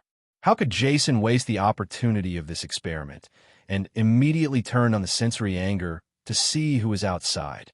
After Jason sensed that it was Galati outside the door with perceived anger, he didn't even look at it and sat down directly. While pouring himself tea, he shouted at the door, "Caldy, come in." "Young master, I just learned that Kylida has already controlled all the troops of Sagos in his own hands, and that the Minister of Management, Malifu, is his henchman. Now Kylida can tell the truth in Sagos. It's a hand covering the sky." After Kaladi came in, he didn't talk nonsense and directly talked about the business. I've expected this a long time ago. There's no way I still don't hold much weight in my father's heart. Even if I tell him about Kylida's evil deeds here, he won't believe me without evidence. Jason took a sip of tea, shrugged, and said helplessly to Galati, "Then what should we do? Although you are the deputy city lord now, you just have a title without any real power. We'll be dealt with by Kylida sooner or later." Galati said to Jason, "I think that as long as my father is still alive, Kylida should still dare not touch me. We can only have a long life now."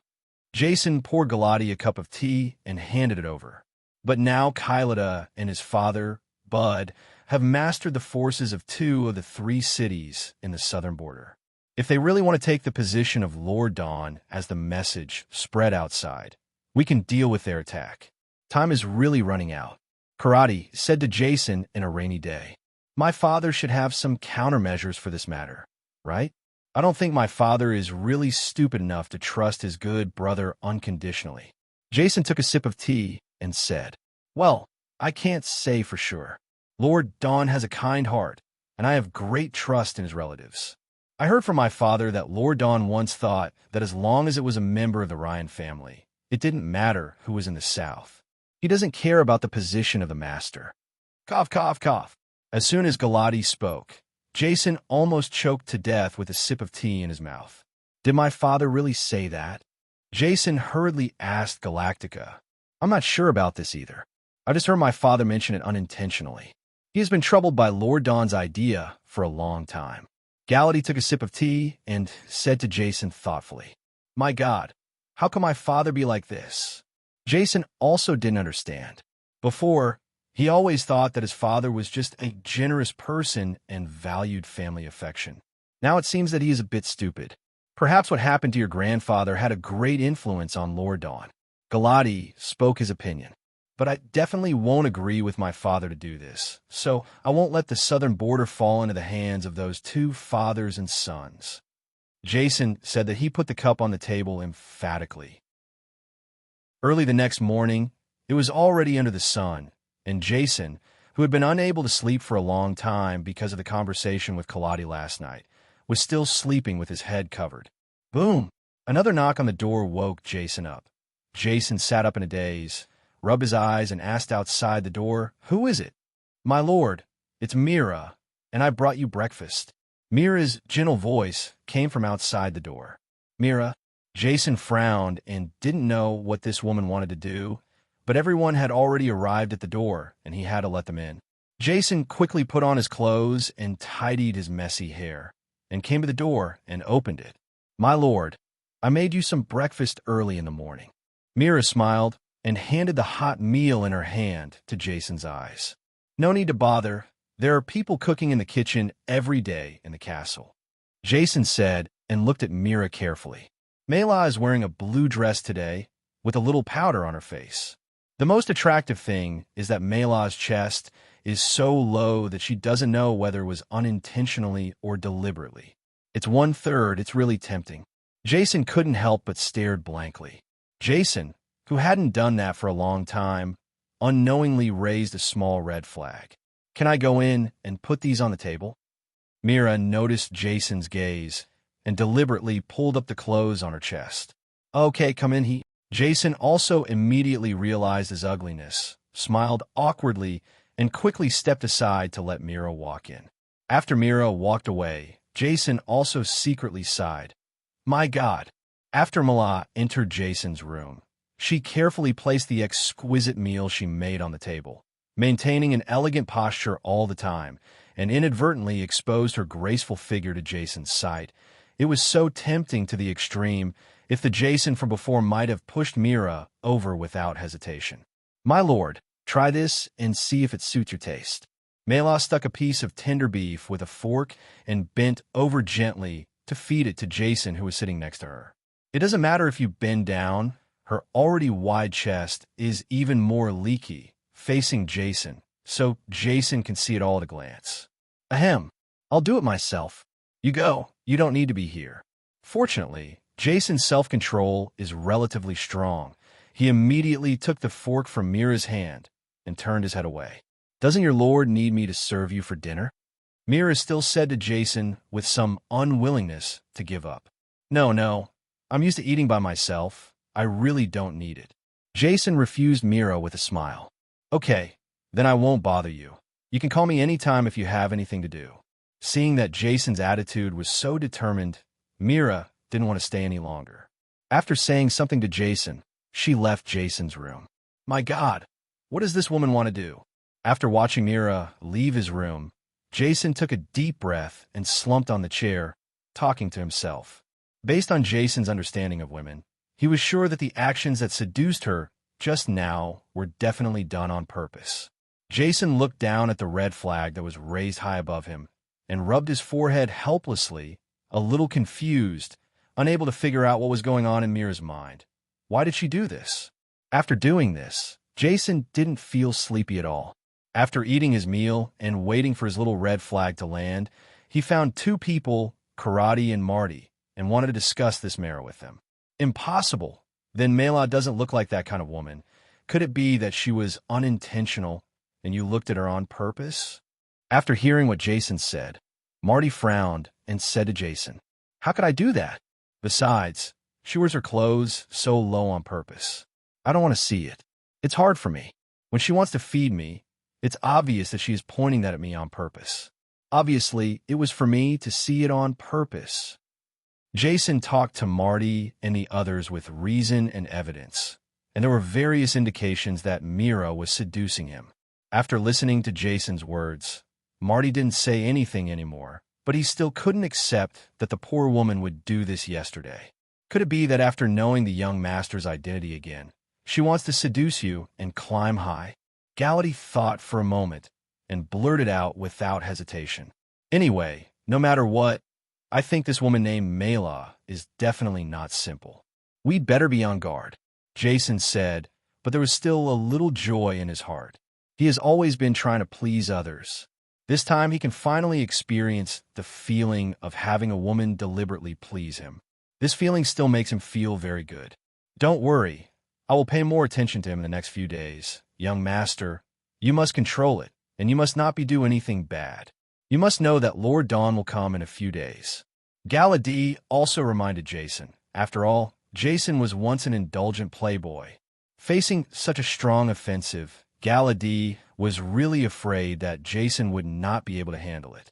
Well, don't worry, of course I know this. Please help me find out what purpose this Mira has. Jason nodded and said to Karate, Also, you have to remind Wylian to be careful with this woman, just in case. Jason thought for a while and said to Galati, Okay, I get it, I will. Karate responded to Jason, And you don't talk nonsense. I'm afraid to rush to that Mira and ask what she wants to do. Jason finished explaining to Galati then pushed Marty, who was beside him, with a sad face, and said, "How could I do such a thing?" Marty vetoed it. In fact, he really had this plan in his heart just now, and he really couldn't accept that Mira is that kind of person. In fact, even Marty himself didn't realize that deep in his heart, he already had a feeling for a woman he just met, a very strong feeling. Maybe this is the feeling of love at first sight. So he really didn't want what Jason said to be true. But this time Marty may really be disappointed. When a man is attracted to a woman, he will trust her without any worries and excuse her. At this point, all men in the world are like this. It won't be fine. Jason said he believed in Marty. Is the Vice City Lord here? Just when Jason and the others were discussing in full swing, Kelada's follower Venos suddenly walked in. "Hey, it's Master Venos. If you don't stay with my brother, why are you here?" Jason looked up and saw that it was Venos. He immediately signaled to Galati and the others to end the topic, stood up with a smile, and greeted him. "Vice City Master, are you talking about something? Did I interrupt you?" Venos saw the actions of Jason and the three of them when he just walked in, and it was obvious that they were discussing something and stopped when they saw him coming. "Hi, we don't have anyone as powerful as my brother. We are just idle people who can discuss important matters. We just want to talk about the fun in Sargos." Jason smiled and patted Venos on the shoulder and said, "The Deputy City Lord said this, as if he was being ostracized in Sargos. Isn't it because the City Lord asked you to work as hard as him that he didn't arrange anything for you?" Venos naturally understood the meaning of Jason's words and said to Jason with a bitter face, Yes. Haha. If you want to say what advantages I have as a cousin, the first one must be that he loves me as a younger brother. He has spoiled me since I was a child, letting me eat, drink, have fun, and help me with everything because, well, I was scolded by my father a lot when I was a kid. Jason said with a smile that was obviously thorny in his words. The City Lord wants to invite you to have lunch with the Deputy City Lord, so he specially asked me to invite you over." Venos saw that Jason was running around more and more, so he changed the subject and revealed the purpose of his coming here. "Okay, I understand. I'll pack up and go over." Jason answered Venos without hesitation. "Okay, then I'll take my leave first.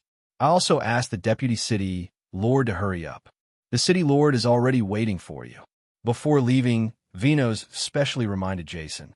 After Venos turned to leave, he happened to meet Mira, who was walking over. Venos and Mira looked at each other. Venos had mixed feelings in his heart, and Mira responded to Venos with a smile. "My lord, what would you like to have for lunch? I can make it for you." Mira walked into Jason's room and asked Jason with a smile. Jason smiled and looked at Corradi and Marty, who were sitting there, and then said to Mira, "No, I have my lunch today. Someone has invited me. Just see what Marty and the others want to eat." "What?"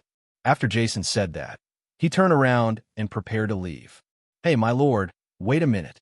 Mira stopped Jason suddenly, walked to Jason's side, and carefully adjusted Jason's collar.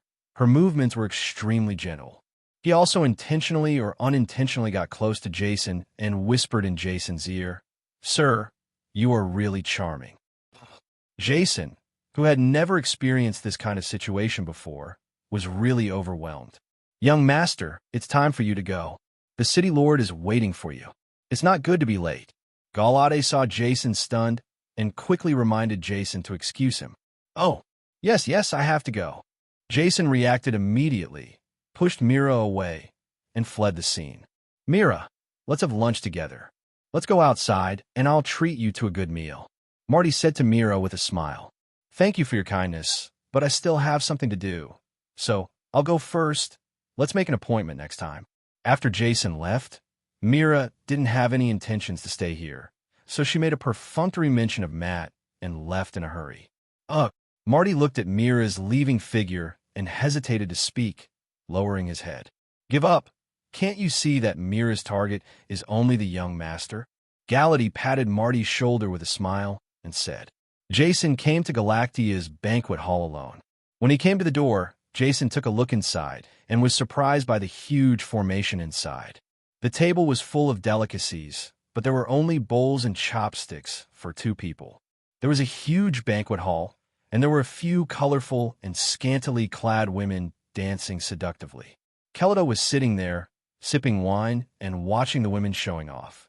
"Hey, Jason, you're finally here, my good brother. Come on, take a seat." Kelida accidentally caught a glimpse of Jason standing at the door looking in and immediately said to Jason with a smile, "Brother, isn't this a bit too rich?" Jason looked at the delicacies slowly being laid out on the table. Jason roughly counted them and found that there were more than 30 dishes, each of which was different. "Haha, it's okay, but it shouldn't be as good as the meal you had in that small restaurant yesterday, right? But it cost me nearly 200 gold coins." Kelida drank the wine in his glass as he spoke. "Well, we were all a little drunk that day and acted a little bit randomly. I'm really sorry." Jason smiled awkwardly and said to Karate, "Well, it's okay.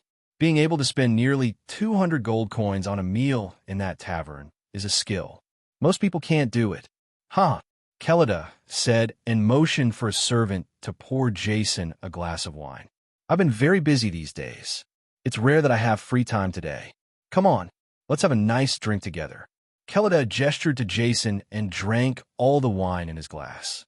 At this point, Jason didn't say anything about not drinking, so he had to drink it all with Kelida.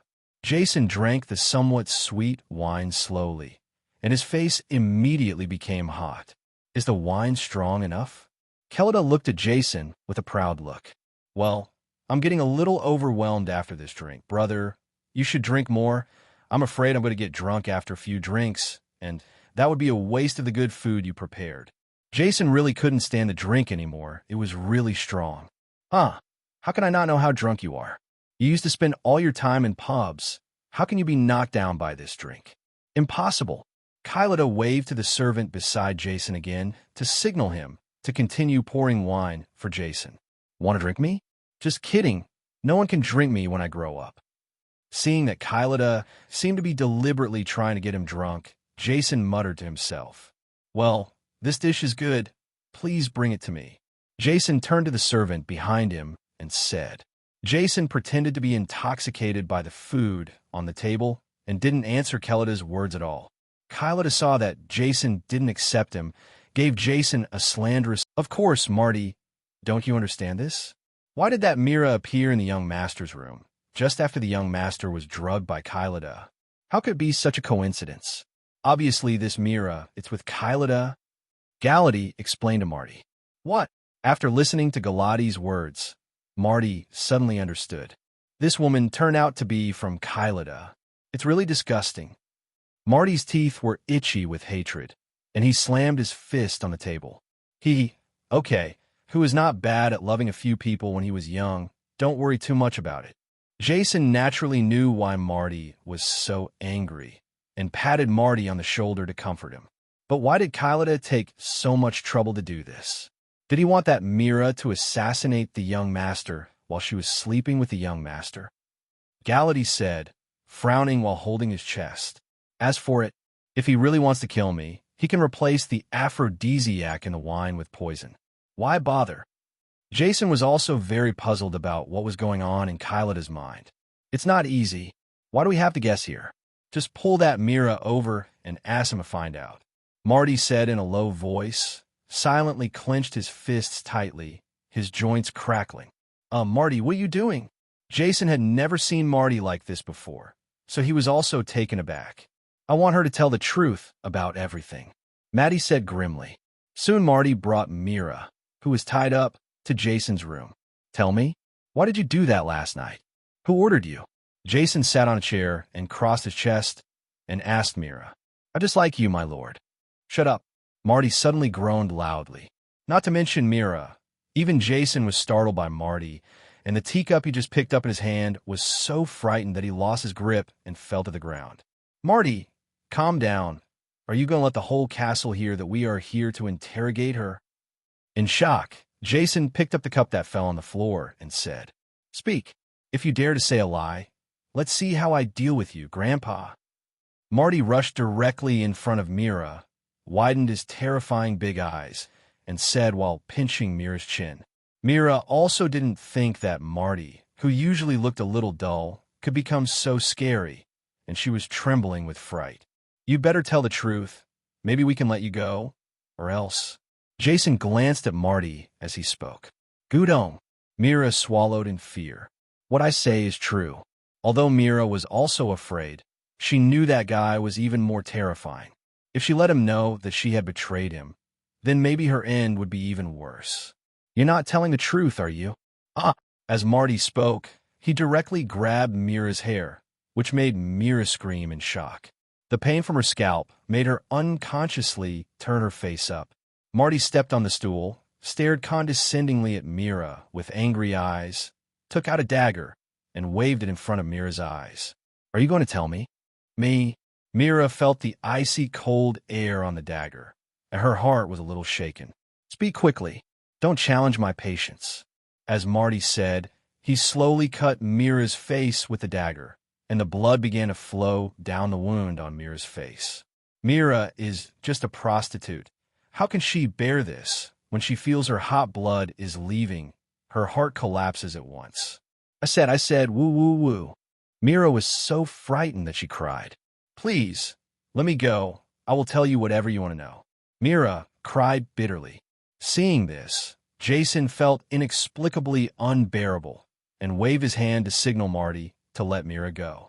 But Marty is not as kind as Jason. It is really the so-called deep love and deep hatred.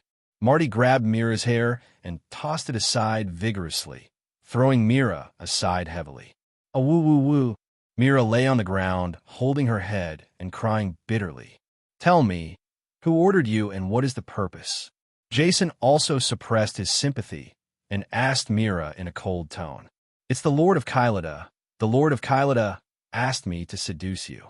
Actually, I don't want to, but I have no choice. Mira cried. I knew it was Kylada. What is the purpose of asking you to do this? Jason continued to ask Miradeo. Actually, I'm already pregnant. He wanted me to have sex with you.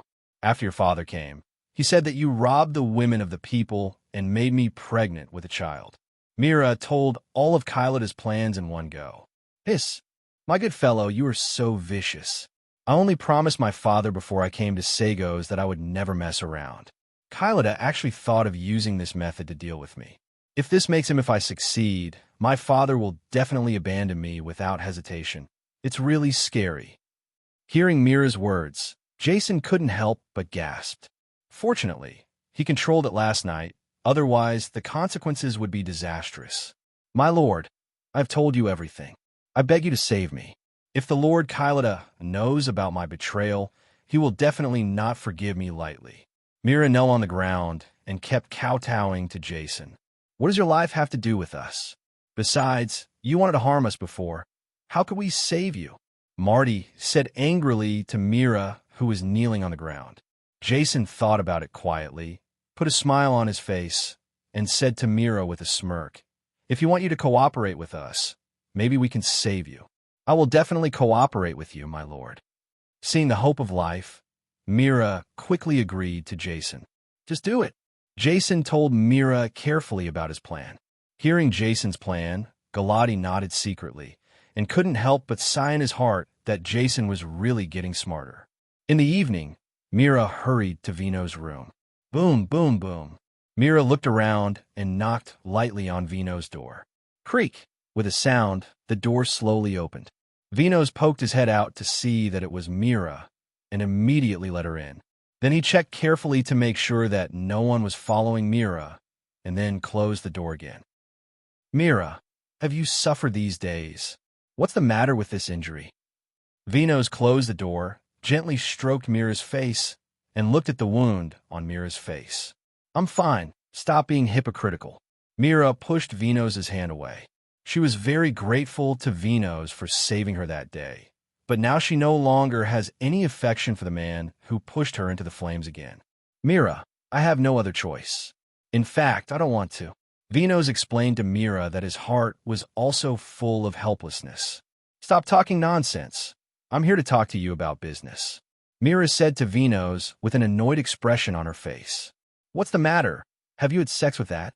When Vino's said this, his tone was full of bitterness. He thought that Mira would be his woman in the future. Who knows, if there was regret medicine, he would definitely not give Kylada this idea. Now as the intestines are all green with regret. I've already done it. You can notify Lord Kylida. I will always wait for his order. Mira said to Venos. Well, you did a great job. When this matter is over, I will definitely ask Lord Kylida to give you to me. At that time, I will ask Lord Kylida to let me go. When the time comes, I will take the you. Let's leave here and find a place to live a good life, shall we? Venos hugged Mela tightly and said with an expression it can be seen that he really likes this woman. Let me go. I'm just a plaything and tool for you men. I don't yearn for a peaceful life anymore. Mira pushed Venos away, said these words in a dejected manner, then turned and left. On the other hand, Jason was once again invited by Kylida to the banquet hall. As soon as Kylida saw Jason, he smiled and asked Jason, How is it, brother? Did you sleep well last night?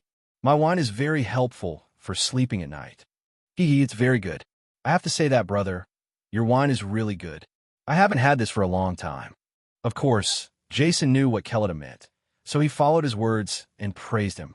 Haha, as long as you like it, as long as you like it. Kylida felt that her goal might have been achieved, and she smiled extremely happily. Grown-ups. At this time, Venos also came in quietly, came to Kylida's side, and whispered something to him. Listening to what Venos said, a smug smile appeared on Kylida's face. Looking at Kylida's smile, Jason could roughly guess what the two of them said, and it also showed that Mira really did what she said, and she was very happy in her heart. She rubbed her nose to cover her with joy in my heart. I grabbed a chicken leg and ate it. Jason, Uncle is coming to our Sagos the day after tomorrow. I haven't seen him for so long. I wonder if you miss him. Kylida asked Jason. Why don't you think about it? I performed so well during this time, and now I can't wait to let him know about my changes. While eating big mouthfuls, Jason answered Kylida. Really? That's good, that's good. I'm still worried that you'll get into trouble again. Since you said no, I'm relieved. Kylida said to Jason with a smile, not to mention how proud she was. And Jason also smiled without saying a word, thinking in his heart, you can enjoy yourself to your heart's content, and I don't know who will win the game when the time comes. Under the mutual anticipation of the two, this day finally arrived. On this day, Kylida, Jason, and the others all stood neatly at the gate of Sago City, waiting for dawn to arrive. Everyone had something hidden in their hearts. Look forward to. Gwiddy gang, gwiddy gang. There was a loud sound of horseshoes, and a group of people appeared in everyone's sight not far away. Jason looked at the leading man and felt a burst of emotion in his heart. Although he came from time travel, no matter what, Dawn is his father now, and he is still full of respect for this father. Dawn, who was riding a tall horse, also showed a happy smile when he saw his son who had been away for a long time. Father! As soon as Dawn stopped his horse, Jason shouted and rushed up. You kid, when you were with me before, you didn't call me father for several months, but now you call me father so affectionately. Although Dawn was cursing, he was still extremely happy in his heart. I used to be ignorant, but now it's different. I've grown up, Jason said to Dawn. Jason's parents in his previous life put endless pressure on him from a very young age. Others' parents blindly paid for their children, but his parents were just the opposite. They only wanted Jason to be able to make money so that you can feed them.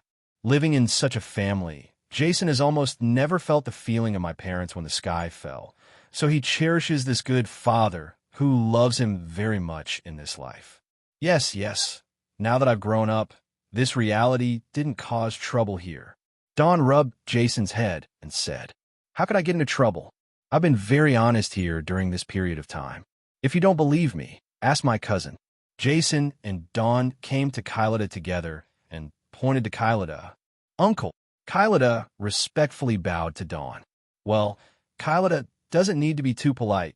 This brat Jason hasn't troubled you during this time, has he? Dawn asked Kelideo. No. Jason has been doing really well this time.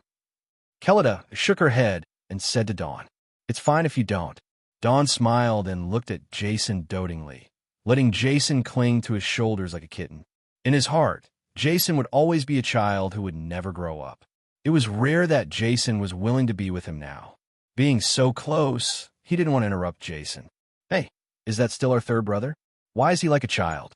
Marty looked at Jason, who was leaning on Dawn's shoulder, and asked Galactic in a little astonishment. Maybe the young master is just too happy to see Lord Dawn. While answering Marty's words, Kylida also looked for his father Martin and Dawn's team. On the other hand, Wylian hid at the back of the crowd timidly, afraid of seeing her father. Finally, Kylida saw her father behind Dawn and immediately ran over quickly. Father.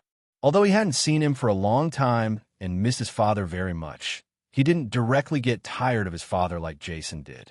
Instead, he bowed to his father Well, you seem to be in good shape. Have you learned anything during this time? Martin asked Galactica with his hands behind his back.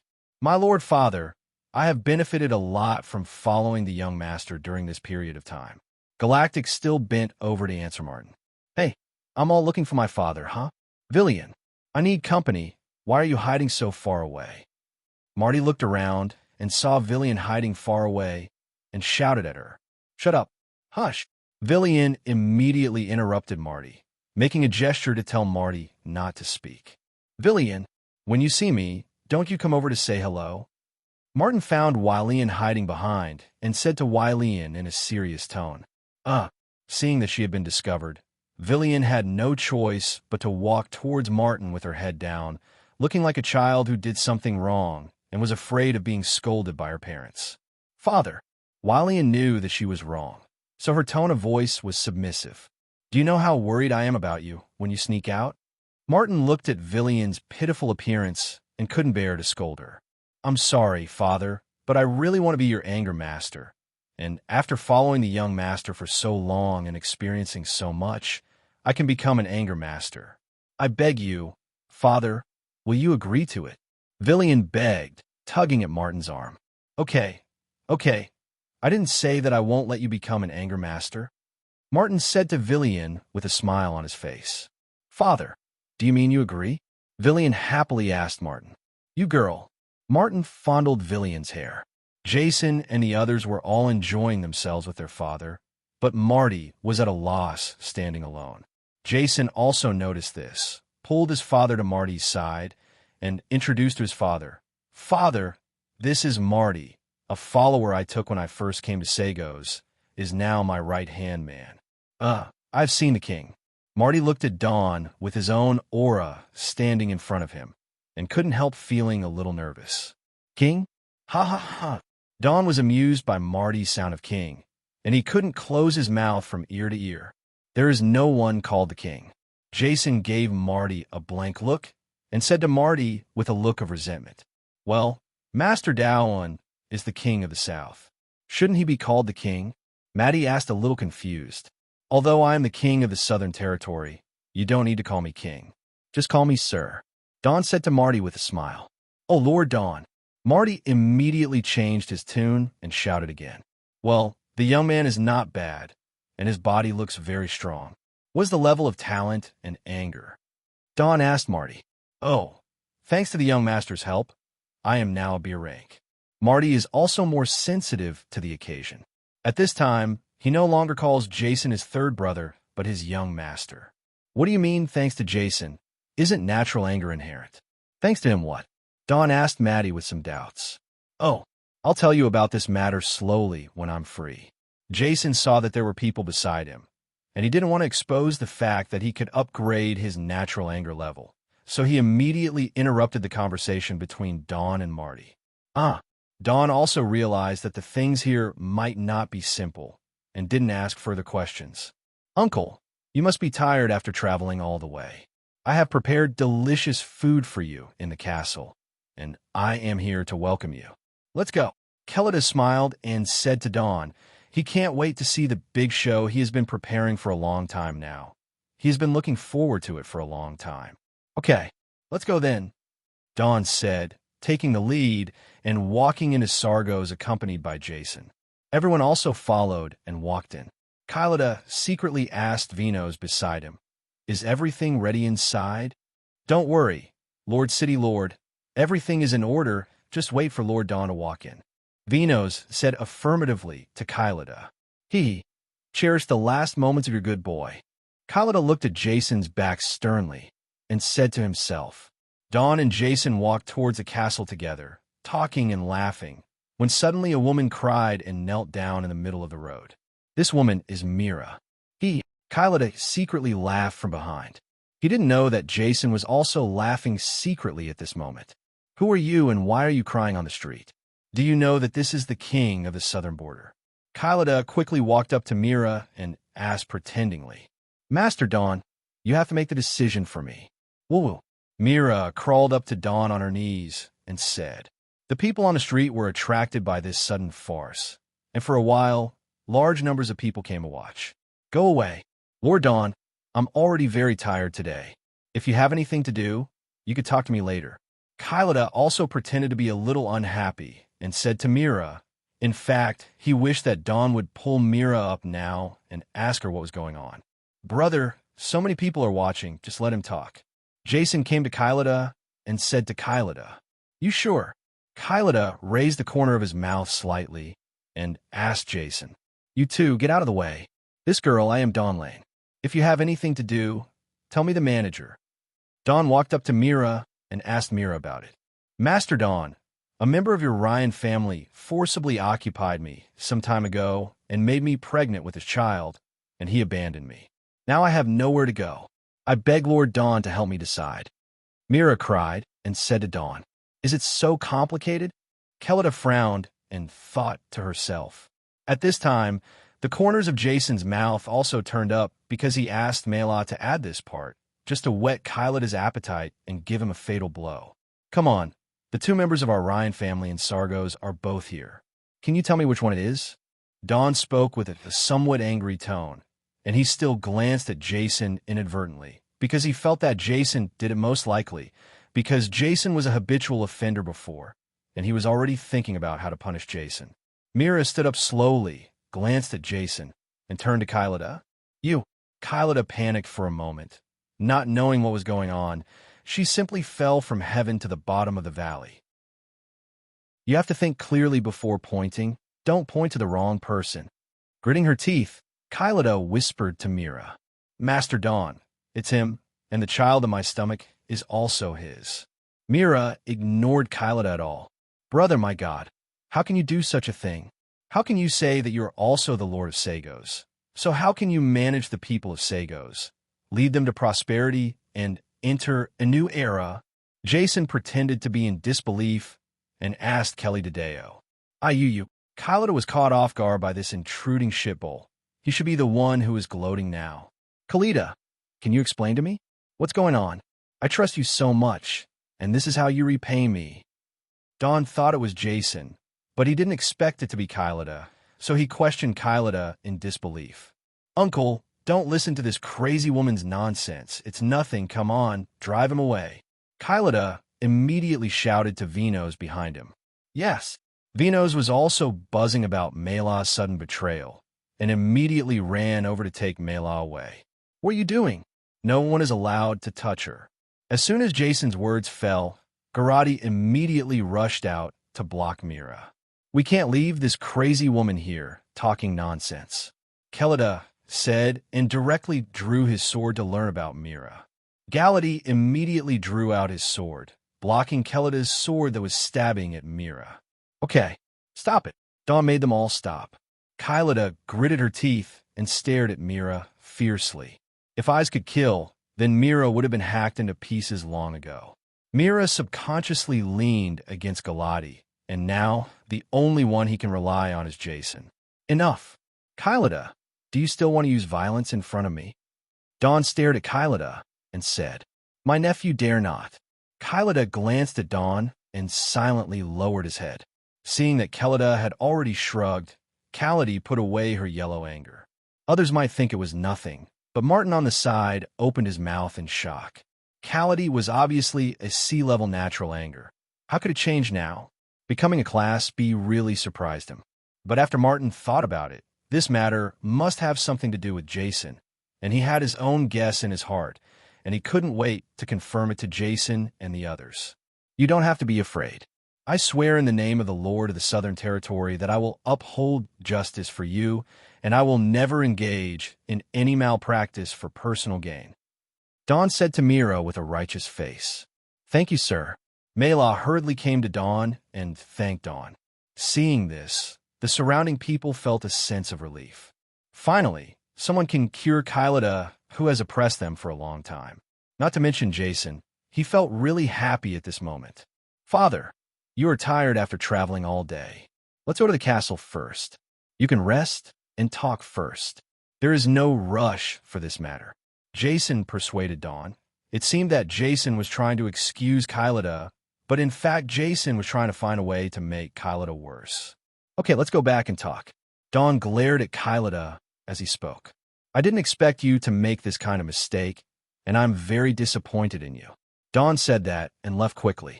Jason also glanced at Kylada, full of sympathy, and left with Dawn in a dark mood. A group of people came to the castle of Sagos one after another.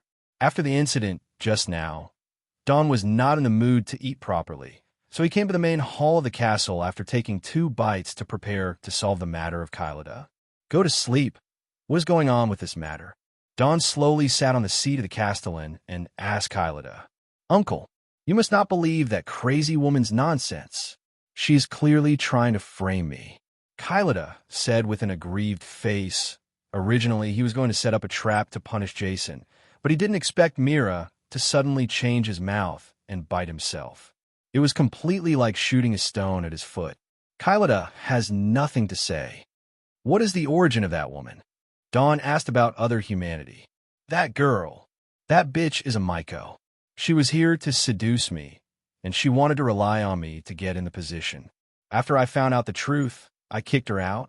Somehow, Jason brought her back. Kylada took the first step, interrupted Jason, and said to Dawn, even if she's at fault, she is pregnant with your flesh and blood after all. Isn't it too cruel for you to do this? Jason fanned the flames, with an unconcealable smile in his eyes. Kylada turned his head and glanced at Jason, his teeth itching with anger, wishing he could rush up and give him a sword right now. Cousin, what you said, you should be the one who has the least confidence to say this, right? After all, you are a habitual offender of this kind of thing. Kylada said to Jason in a strange tone, Brother, it's a bit unkind of you to be like this. Why mention my old things? I have changed my life now. Jason said with some helplessness, these past events have become a well-known thing, and they have become his stain. My Lord Dawn, that woman is just a silent prostitute. The city lord is just a young man with a vigorous blood. It is normal for such a thing to happen. Young people can withstand temptation. Give that woman, it's enough to get rid of some money. So don't make a fuss over a molehill, right? Malifaux suddenly stood up and said to Dawn, Nonsense. As the city lord and top manager of Sagos, Kylada is still making such nonsense. What prestige will he have in front of the people of Sagos in the future? Dawn slapped the table and stood up, angrily yelling at Malifaux. Dawn roared, scaring everyone present, not even daring to breathe. My lord, what Malifaux said is not unreasonable, and this matter really shouldn't be too fussy. It's not easy to punish too severely. Martin quietly came to Dawn's side and whispered to Dawn, Let's do this today. You all step down.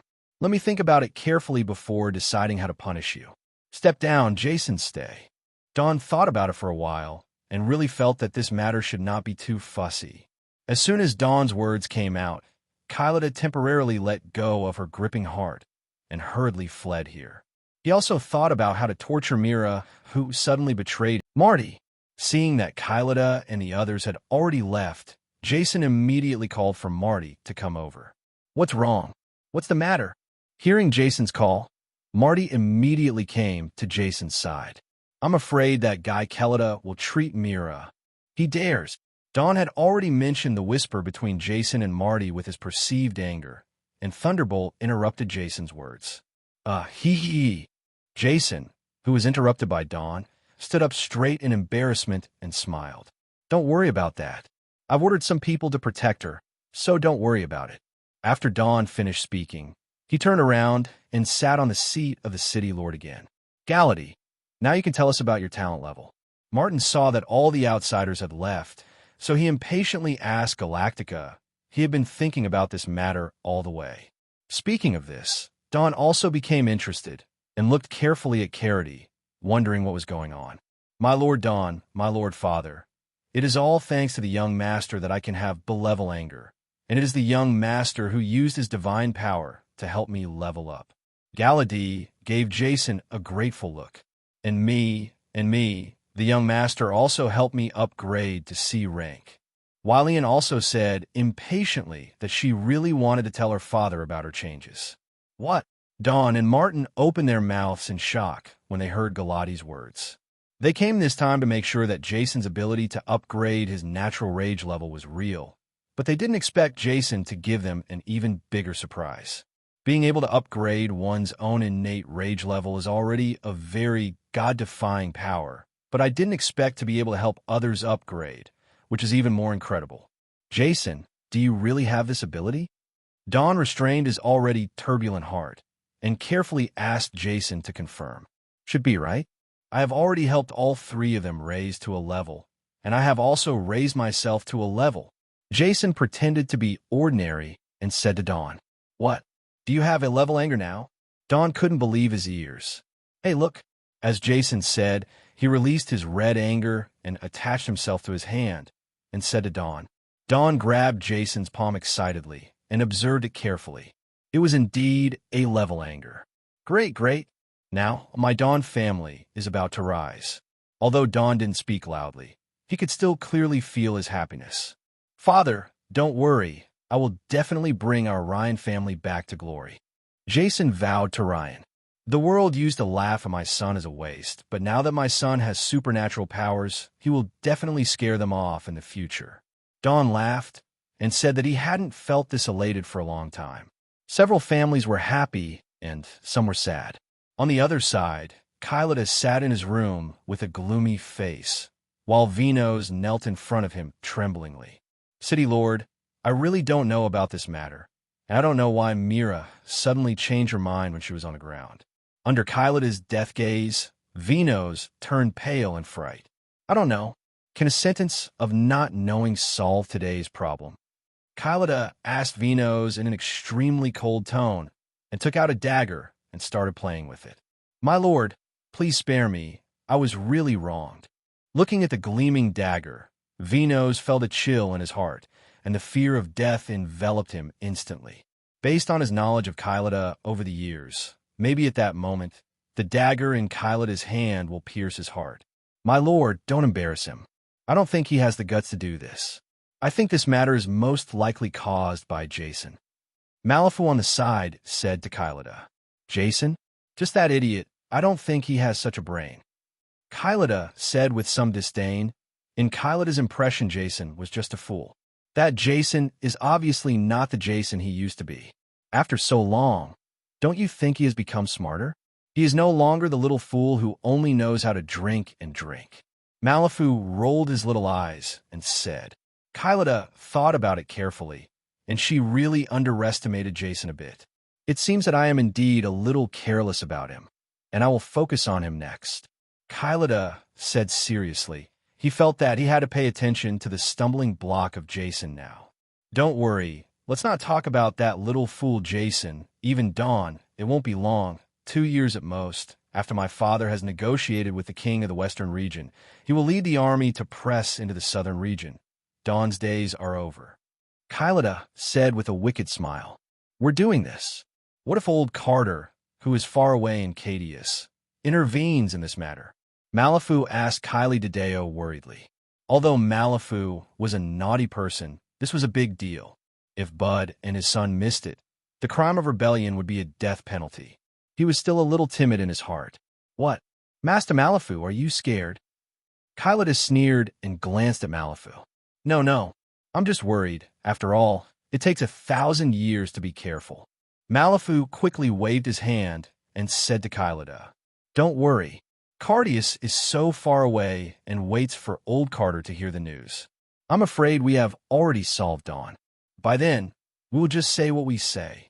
Cardeas said to Malifaux, My lord, can you see if I can?